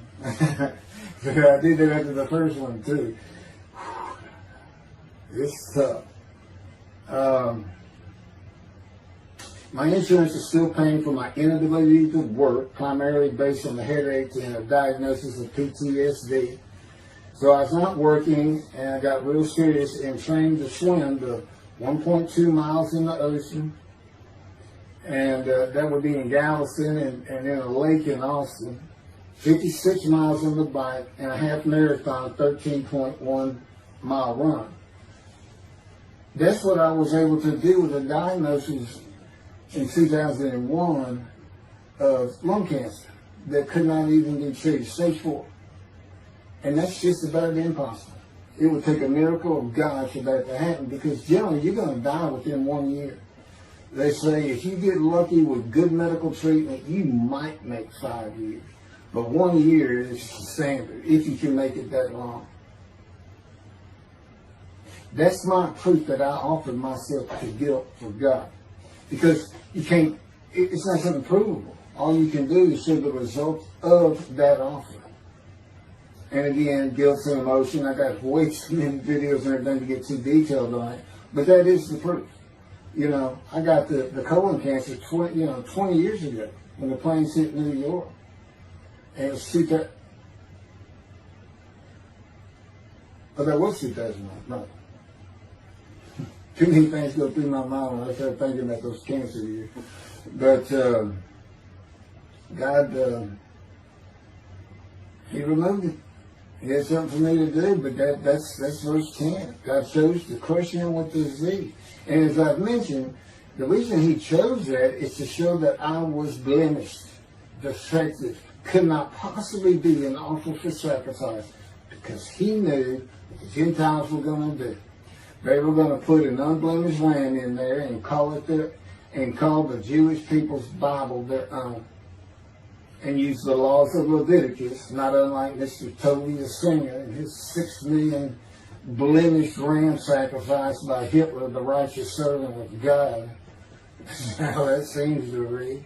He's welcome to respond any way he wants to do that. But it's on the video, it's in the book, it's in quotes by him.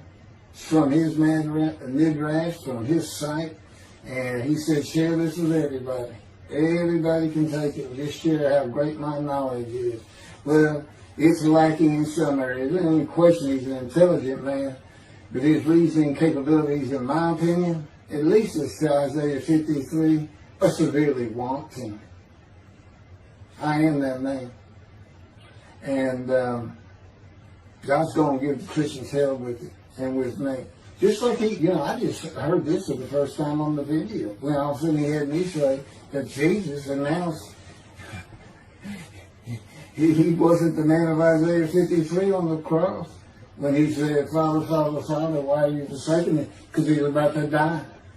In Isaiah 53, who he thought he was, and he's not, who he doesn't fit the verses, but he thought he was supposed to be exposed to death, but give him long life. So boldly he goes into the Roman Jerusalem and gets himself taken up. He's not worried. Delusional, yeah, maybe, but as far as I'm concerned, he's nothing but a story. He never existed. And the story starts with the Essenes of the Red Sea Scrolls and the teacher of righteousness. Real quick, I'll go over that. Here's the thing. Their founder is called the teacher of righteousness. Okay? They were great followers of Isaiah. They had the great scroll of Isaiah. They're prolific writers and copyists. They had their own gate at Jerusalem. The Essenes gate. Now, the New Testament never mentions them. You got Pharisees, Sadducees, Essenes, but they never mention an Essene. And Jesus, quite frankly, would have been one of them. Because they embody who he is. They didn't like riches, hated sinning. They didn't like material things. They removed themselves from Jerusalem, in the most part, to those caves by the Dead Sea for that very reason. But they did have a gate. They still had people who would be there, and you know what they would do at the gates? Tell stories. That's what you do. You tell stories, and it is a great story. Here's this guy who's connected with God. Back then they believed men were gods. Caesar was a god. Over in Egypt you had the same thing going on. It's a common thought that men could be gods. And this story just springs up. And they didn't even question. They'd have gone and questioned it. I mean, they're sitting right front and center in Jerusalem. You think they didn't hear? This man walking on water, raising the dead, feeding 5,000 with 2 fish and 5 loaves, turning water to wine. That alone, Rome would have said, Caesar would have said, he does what? He turns water to wine. Bring him to me. Don't touch a hair on his head. You don't kill the man who turns water to wine. You send him out with your armies. Make your men happy.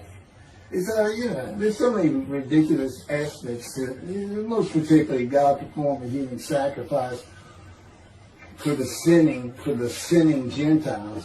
He's left the sinning Jews for the sinning Gentiles. But he gives them an out, these Gentiles, not his church. He gives them an out. I know, I'm going to kill my son for you. So that you'll be forgiven of violating my commandments and laws. If anybody knows God, and the Jews do, and I know him like nobody's business, that's not him. That's not him. I mean, he told the Jews, I'm never going to leave you, but I will punish you. Now that's him. That's him. And he'll put you through hell just to make you a better person, a better people. And he has no plans of changing that. He's not going to change the minds and the thinking of billions of people to make them love the Jew. He's just not going to do it. And the practicality is, he didn't create man for him to even be able to do that. Now, he could have created humanity where he could do that. He could change the mind of everybody at the same time. But I'll tell you on this, he's been working on my mind for 13 years. It was one brutal compromise. It's a very one-on-one affair. Now he says, now I could just kill everybody. Now that's easy enough. That's easy. I could just kill everyone, but He said, that's not, it's all about this. You got to know how to read the Bible. It's written for antiquity first, and the Dark Ages, and then the Age of Enlightenment. I mean, basically he's saying you've got to go back over it. You've got to check these guys. You've got to check Rambam and his speech that God's going to make the world speak Hebrew. Or, they will be the pure speech. You got to check some of this stuff. And I read Rashi's, I went to his Isaiah 53 main direction. All I can say is very unimpressed. I've seen what he has to say in Malachi. He didn't pick up on any of this. He didn't know what the angel of the Lord is, the angel of the covenant that you desire. He doesn't know how Moses goes by a burning bush that's not consumed. The angel of the Lord is in there, and God speaks. I do. To me, it's just like, well, you just get some basic concepts, and all of a sudden, and quite frankly, it'll open up the scripture to the Jews. They can put the Talmud aside for a little while. But I will say this. God says, if you can study it, study it. There's all kinds of great things in it. Just be real careful about what you teach from it. And it's useful for heaven. If you like to talk about Talmud as a scholar with other Jews who may very well be in scroll remembrance with you, you can meet up with them. You'll see them in the meeting places, have them over to your room. Y'all can watch the new earth being created and the new peoples of God chosen, and watch the evolution of the chosen people. And humanity, the same as this one. God says, why would I change it? Why would I change it? When I did it, it was perfect. And you can tell Mr. Singer that the evolution that he's talking about, where all of a sudden the world's going to love the Jews, been going on for over 3,000 years, and it hadn't even, and today anti-Semitism's up, and David is here. It's not going to happen. Thank you very much. I will be doing, was that 5 and 6? Yeah, that was 5 and 6. Now the book picks up at chapter 7. It's on a video when God first speaks to me. And it's very interesting. And we'll still be putting some videos back. But I've pretty much covered all the major material. Everything from Isaiah 53, the day of the word, Lord. There's a few more things. And it's a better read than it is a video watch. But, for those who like to read. But it's covered very well in these videos. And now that I put in the personal part in, which is to show how I fit Isaiah 53, and you see the difference in my life. Now that's a life of suffering. That's a life of pain. That's a life of familiar with disease. They said, gee, when he died on the cross, he was scourged. He was scourged, and this and that. Do you know how much he suffered in his life? I mean, he's not even in the conversation as a man of suffering. He's not in the conversation. Thousands and thousands and thousands of people died horrific deaths back then and by crucifixion. It's not the only one. This is descriptive of a man and his life. So you can find him, identify him. And what did he do? He never suffered. He was never sick, ever, until the last day of his life. 30 years old, he's got one baby under his belt of pain and suffering. To me, that's not, you're not even in the conversation. I mean, that's nothing. That's not even suffering. That's just, you had a bad death, sorry. You got whipped first. You got whipped. One gospel says that the scourging was an open-handed slap to the face. Now, the other three do say scourge. But then and then every movie you see, he's carrying that cross. He's all whooped up and bleeding, this and that. He carries the cross in one gospel only. In the other three, it's carried for him. And then he's on the cross, and what does he do? Father, Father, why have you forsaken me? And then the gospel says, one of them, and then he gave up the ghost. He gave up and died. I laid in the back of an ambulance for 8 hours, doing everything I could in my power to stay alive. Just gave up the ghost. There's another video where we make that a little bit more humorous. Anyway, thank you for listening, and I guess that's it. Thank you.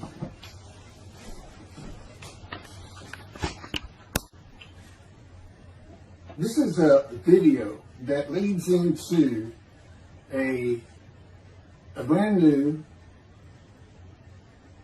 very distinct, not heard from before, commentary on Isaiah 53, which begins actually in Isaiah 52, is comprised of 7 videos I have put together in the last month or so. And I'm just putting them all together with a lead-in video explaining these things and why it's so new, novel, and has such a different view of the scripture from that which Judaism teaches regarding a Messianic era when David comes, the descendant of David. They often refer to him as King Moshiach. Moshiach means the anointed one. And you'll get the idea from the title of this video real quick. God speaks to an atheist. And it began like this. The doctors who gave me 1 month to live from lung cancer in 2002 that developed from my colon cancer metastasizing would have been surprised that I was still alive, to say the least. I had stopped thinking about the lung cancer years before. The white spots in the x-rays that filled my lungs like the stars in the night did not inhibit my breathing or slow me down in any way. At this point in time, I'm training for my first triathlon. And I didn't start small. I did a half Ironman. It's 1.2 miles swim in an ocean, 55-mile bike ride, and half marathon, 13 miles. They call it the 90.3.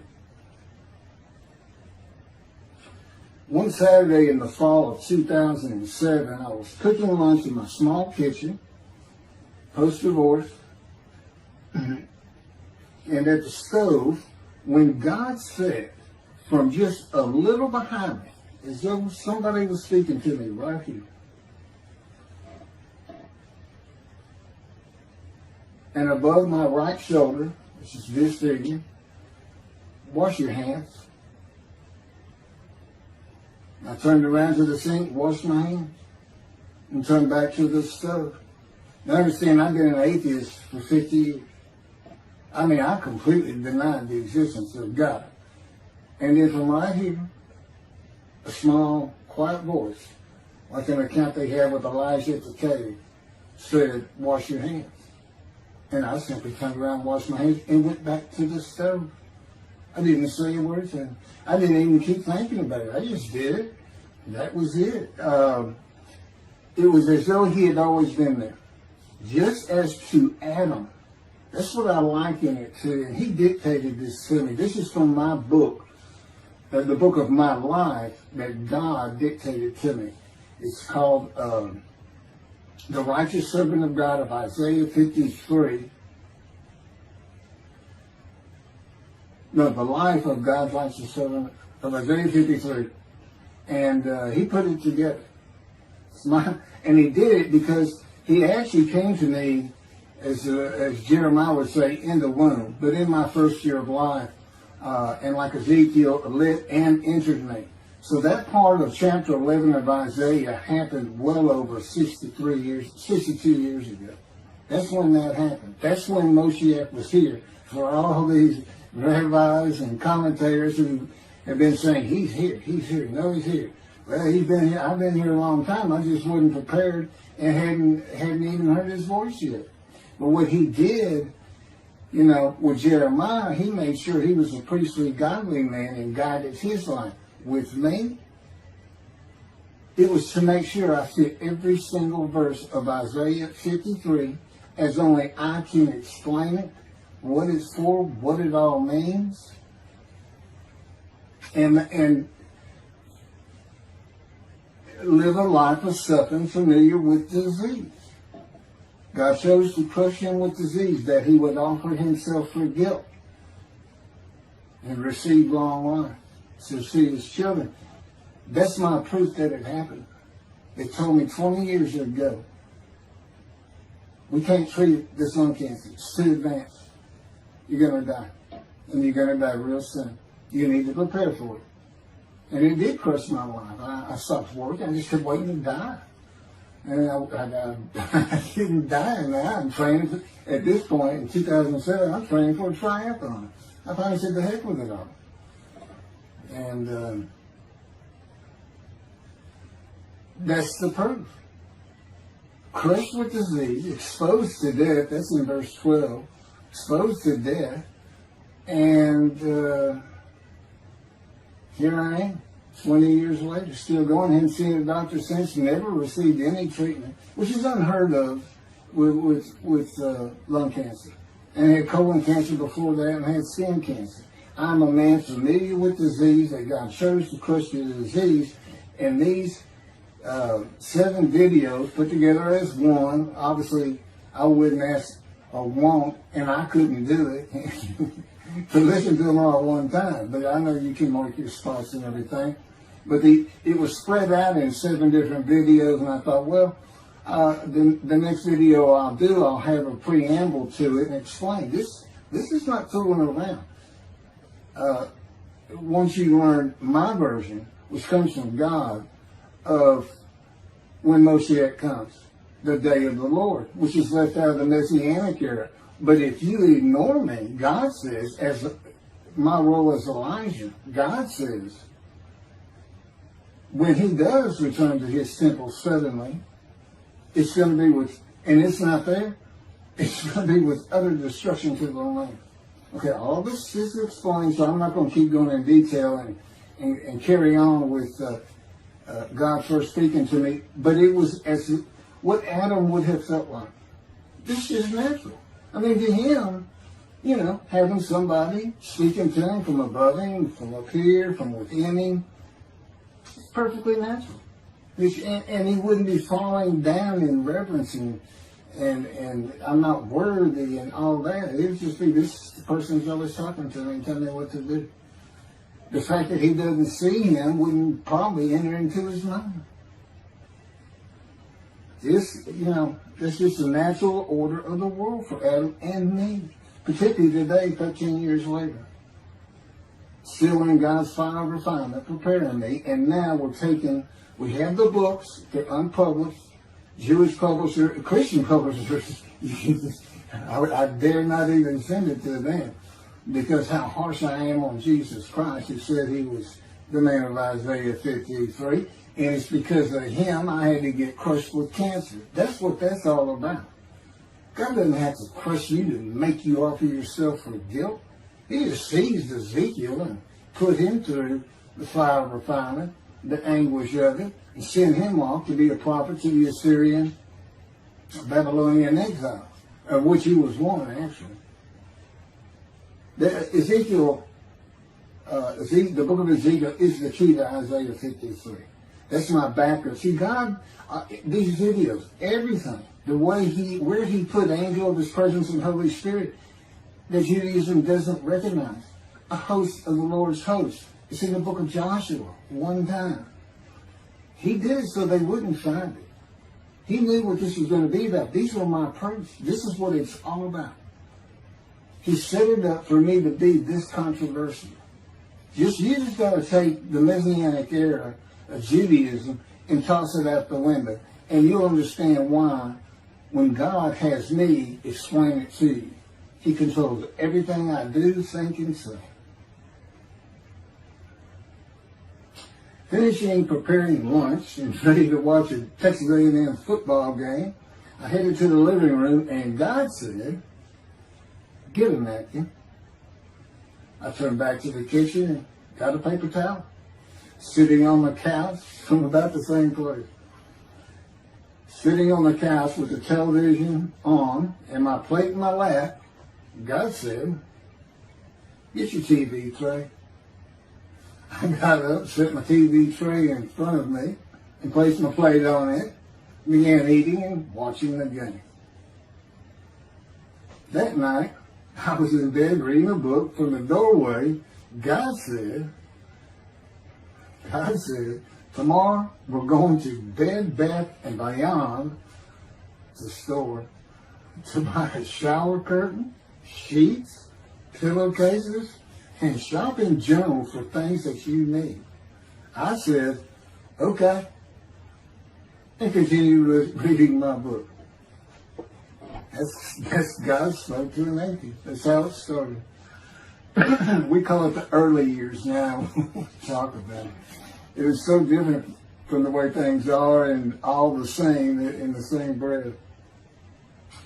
And I have since learned this. It was by his power upon my emotions and thoughts that his presence with me was though he had always been there. In other words, when you read in the Hebrew Bible, God calls somebody's name like little Samuel, and he says, here I am.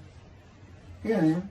Now there's some accounts of people falling to the ground, but he can put a silent knowing to you. He can put knowledge within you, your mind, where you never hear a word from him. In other words, put into your mind the God of all creation is about to speak to you. And he doesn't have to say, stay calm. He controls emotions. He told me, Keith, I created emotions. And there's nothing I can't do with yours, and believe me, it's been proven to me. I'm not going to get into all that. And then this story goes on. It turns out he had been like Jeremiah from the womb when he passed by that. I've never been affiliated with any church or synagogue. I've never had any teaching from yeshiva or seminary. Throughout my life, I did not. Let's put it this way. I was the actual opposite of Jesus Christ. Actual opposite. I'm a sinner. You know, I mean, he took me back. He said, look. Yeah, because I said, well, I wasn't that bad of a sinner. I was. He said, feel it. He go off in vision like the story of Scrooge and the Ghost of Christmas Past. I said, I'm so getting smart with him. This is us talking friend to friend. I can talk to him like he's just a buddy sometimes. There is a line I know not to cross. I said, why would you call that a sin? Why is that a sin? He said, Keith, it's a sin. You lied. I said, yeah, but if I didn't lie, I was going to jail. He said, but that don't make it good. I said, well, which comes first? Going to saving yourself? Or lying? And so what? I didn't believe in you anyway. I wasn't worried about going to hell either. It's just, I didn't think about those things. He tells me, man, I didn't let you. That's why I was with you from the get-go. He wanted me to be fresh. No preordained, settled in thoughts and beliefs on anything. And of course, I grew up in Texas for the most part, so it would have been Christianity. I didn't associate with anybody who was religious.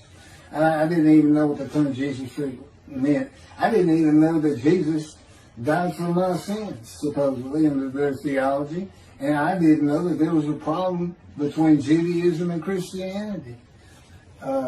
Jews and Christians. I didn't know that. I had plenty of Jewish friends.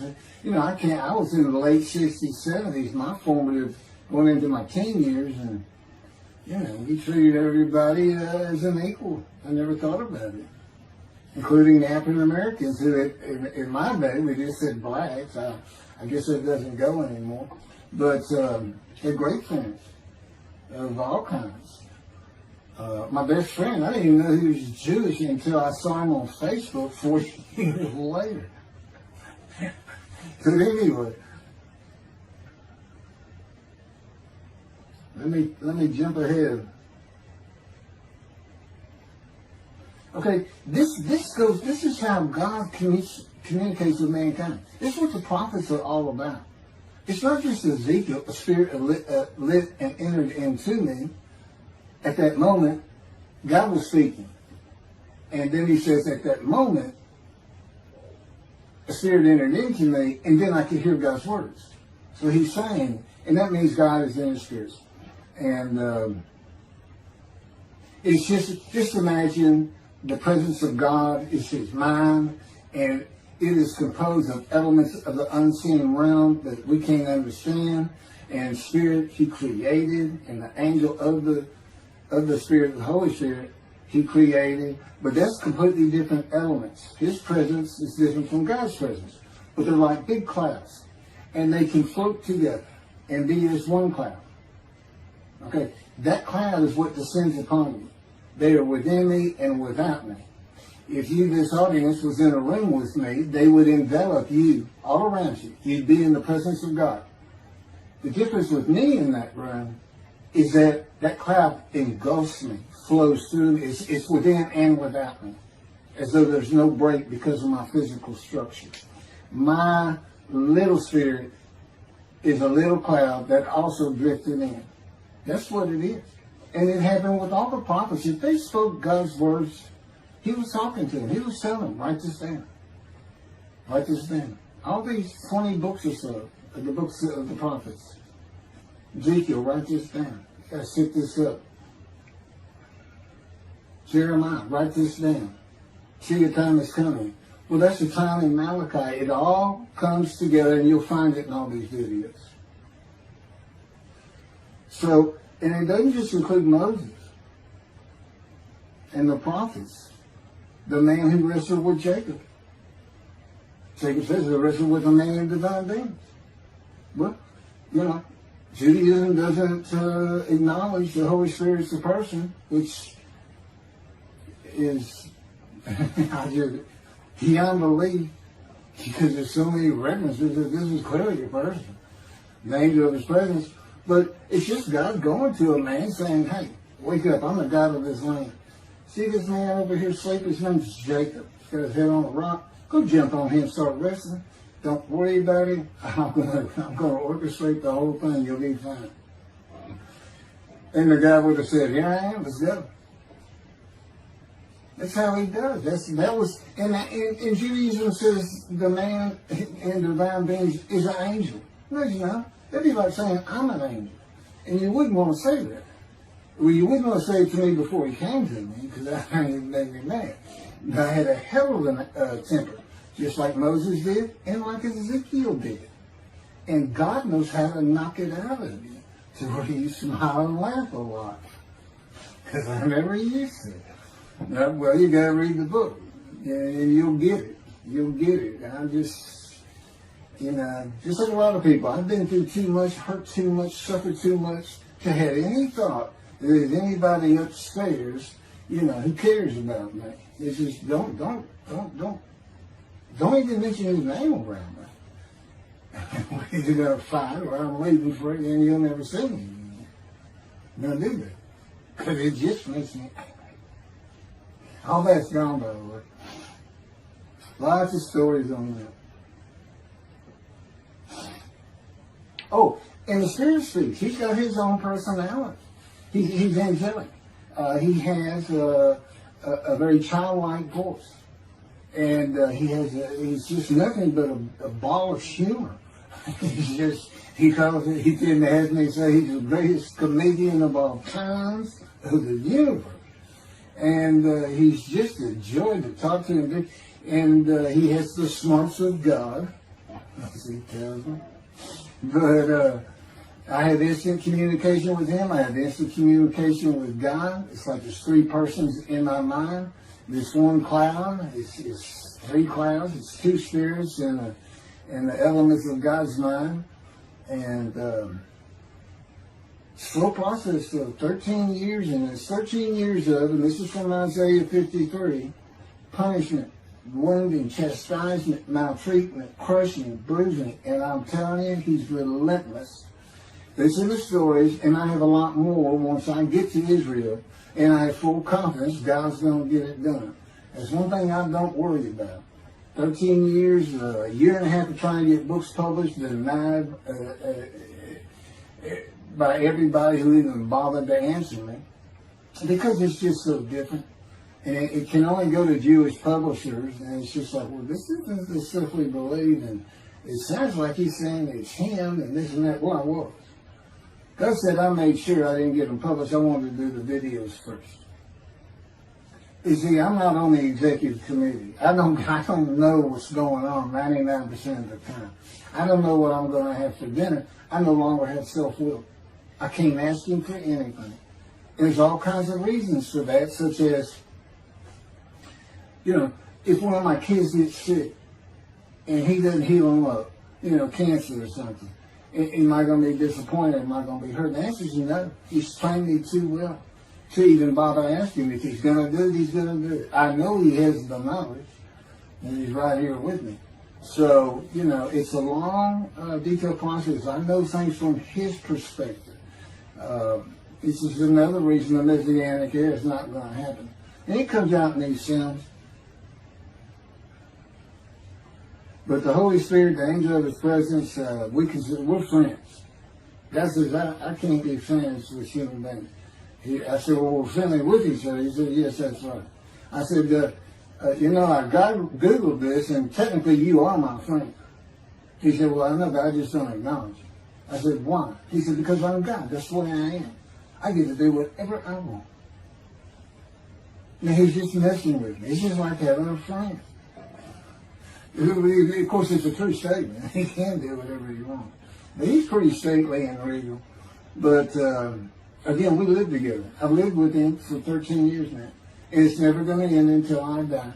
I wouldn't even know what to do. He said, if I left you, you're going to fall down dead. You're not supposed to be alive. I keep you alive. So I took that cancer from you, but I just put it back in if you do something that makes me want to leave. I said, well, what am I going to do? No self-will. To an extent, no self-thought. And I told him, I'm not even a human being anymore. He said, well, what are you? I said, I don't know. I'm man and divine beings, but I'm not human. I don't have self-will. That's what distinguishes a human being from the animal. He said, but I'm being the human for you. I'm providing you self-will. So you do, in a way, have it. So you're still a human being. I said, well, I'm dead. He said, why are you dead? I said, because it's like my brain's not connected to my spirit anymore. It's like you're sending all the information in. And that's about heaven. I haven't lived the existence in heaven as to my thoughts, because in heaven you won't have a mind. The heaven for the Jewish people only, I might add. You won't have a mind. God got to provide it for you. He's got to be you for you as a completely new and different creature. It's still you. It's a very amazing story on how that does. And I'm taught all these things and literally experience them, not only in the real, but in visions. I've had more visions than, you count every single vision in the Hebrew Bible and the New Testament. I've had easily double that. And I'm a walking visual. God's communication, and this actually shows up in the story of Moses. He won't let me tell right now. But he puts images in your mind. Instead of saying a sentence, you get something in your mind, a picture. Anyway, I call it visuals. And you can be wide awake for those. And I can be in vision wide awake. Okay, so we finished our shopping. You get shower curtains and everything. And God said, let's go to the bookstore and get you a Tanakh. To which I replied, well, what's a Tanakh?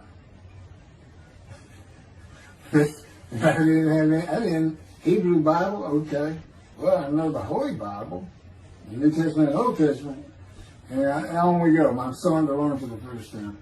At Barnes & Noble's, we looked at all the Hebrew Bibles and purchased the Jewish Publication Society's Tanakh, the Holy Scriptures, which is a translation that began in 1956. It was published in 85. Men who spent 30 years on the Leningrad Codex, the oldest Hebrew Bible in existence. They started from scratch. I hear these rabbis and people saying, well, I know what these translations are, this and that, and this, and God says, just go with the JPS. They hit it right just about every single time. I've only found one thing that I don't understand how they missed it. But it's in 53. This is the 1985 edition. That's the best translation you can get out there. And I don't just hear God speak to me. His presence is heavy. And I'm also, it says he pinned Ezekiel's arms behind his back with his cords of power. And by his cords of power, Ezekiel could not leave his house. That's in Isaiah 53. He took him from the land of the living. Took him from society. The man of Isaiah 53 lives, so he's taken from society, but that doesn't, from the land of the living, that doesn't mean he died. And there's no crucifixion in 53. So, You start to see how Ezekiel is so important in this. And that's where you find out about the covenants of friendship that come with God in the day of the Lord when Moshiach comes. Again, you don't hear anything about it in this Messianic era. I'll tell you this. I think the Jewish people are going to like this better. I think throwing out all that rubbish Judaism has been teaching from back in antiquity, that's where they're stuck, and see what's really going to happen with God coming back, a man in divine being, with the capabilities of Moses, Elijah, the descendant of David. All their attributes, okay, are in me. I can be each and every one of them, and I can be all four of them at one time. And God can speak to me. So, it's going to be fun, and he wants his temple rebuilt. That's the purpose of Isaiah 53. It says, a purpose which might prosper of God. But it doesn't tell us what the purpose is. Well, we find it in Malachi 3. I'm sending my messenger before me to clear the way for me, and I shall return to my temple suddenly. But the covenant that comes with David says, I'm going to place my sanctuary amongst you. He already knows it's not going to be there. And then we have Elijah in Malachi 3. Well, he's got a purpose that might prosper. And if it doesn't, God comes with utter destruction to the land. And again, you don't hear it with the Messianic era. Utter destruction to the land. There's 7 million Israeli Jews. How can you not read that and go, that sounds an awful lot like, I'm going to raise up armies against you. You just ignore that. Well, anyway, we're getting into serious stuff. And the purpose that might prosper, I never believed that. I think that just hooks the man of the righteous servant of God of 53. I think that puts him with, he's got the same purpose as Elijah. Elijah's supposed to bring the families back together through the laws and teachings God gave Moses, or being mindful of them. That's the new covenant. It's an amendment. It's an amendment that also has a new inclusion of sin forgiveness. Over the last 63 years, God's presence has resided in Texas, Louisiana, Florida, and Hawaii. And he is more than ready to return to his land, Israel. Because wherever I am is where his presence is, and those are all the different states I lived in over this time period. Wherever I go. As a matter of fact, if you see me in Israel down at the old city or down at Tel Aviv, you can turn to your friend and say, hey, I know where God is. I said, really? I thought he'd have left. Some people say he died. I said, no, you see that guy over there? He's all around that guy. And some say inside too. That's what it's going to be like. God said, when we get to Israel, we're never leaving again. I said, I wanted to see Great Britain. He said, it's like, did you just ask for something? I'm like, oh. Yeah, that's good. I hope I fry if I hit the border and cross over. I hope I just burn up, burst in combustible flame. But anyway, that's where he wants to be. And I'm sure he's going to get there. This purpose that might prosper, again, I think it just shows the purpose of the righteous servant and a purpose of Elijah. Because he knew I was going to be teaching. There's only, in the day of the Lord, as you would imagine, he wants to have all the prophecies fulfilled, be done with the prophecies. And there's only a handful, 4 men to come that we've never seen. The descendant of David, prophet like Moses, Elijah, and of course the righteous servant. We only have one description. Even the sages knew you got to have a description of the descendant of David. It's Isaiah 53. They called him in the Babylonian Talmud the leper scholar. You'll see me referencing it on just about every video. In other words, I'm saying, look, it's not Jesus, it's not the people of Israel as taught today. It's this guy from the Talmud that just hadn't come yet. You just didn't know, didn't have a name that fit the description. Well, you do now. And two covenants. The friendship covenant, which is actually in two parts, Ezekiel 34 and Ezekiel 37. One part of which is, I'm going to put my sanctuary amongst my people. And the other part, interesting enough, has to do with the land blooming again, which is Jeremiah 31. See, a time is coming, the land will bloom again. See, a time is coming, the cities after desolation of many years, 2,000 plus actually, will be restored and Jerusalem rebuilt. And the Jews shall never be defeated again. Okay, now we just talked about utter destruction likened to armies being raised. But here it is in this friendship covenant, in this, Jerusalem being rebuilt. If that's done, then you'll never be defeated again. So, you look at it and go, well, there's kind of a problem between those two. And what I think it means is he's going to get the temple built now that Jerusalem's been rebuilt and he's come. That this might prosper because, it kind of gets you. So what is the purpose of God might prosper? Who thought you could do everything? And he said, well, in a large part, my people got to listen to you. They got, especially the rabbis, they never listen to my prophets. They're all full of themselves. Think they know everything. Well, he starts getting angry. And see, that's not good for me. Because all of a sudden he wants to make me better, which means suffering.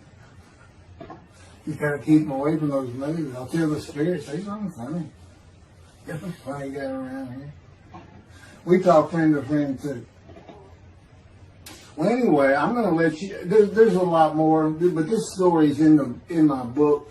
Hopefully, after spending time and understanding who I am, and this is here. It's happening. I don't care what the rabbis think or say. Look, I'm a prophet of God. I'm a man in divine things. If I say something contrary to what they think and say and believe, they're wrong. Automatically. It's a given. Because God is telling me all these things. It's His book. They're wrong automatically. And He is livid that I'm having this problem with Isaiah 53 being the people Israel. Well, it's in the videos, but you ought to see the arguments they really put back before that for Isaiah 53:10 and other verses. Rabbi Tobias Sangrab is Judaism. He went Christian. The Christians went to the laws of Leviticus, animal sacrificial laws, and said Jesus is the unblemished lamb. That's why, and they're using, Leviticus where you could offer a lamb and for unintentional sins, but nevertheless, they turned it into he was a human sacrifice, which he says himself. He says God no longer wants bulls and goats for sin. He prepares my body for sacrifice. He's human sacrifice, and God made the sacrifice to Gentiles so they didn't have to obey His commandments and laws. From an atheist who comes in with no religious background, I read that and I look up face to face with God wherever He is that moment. And I say, you got to be kidding me. People believe this? He said about 2 billion right now.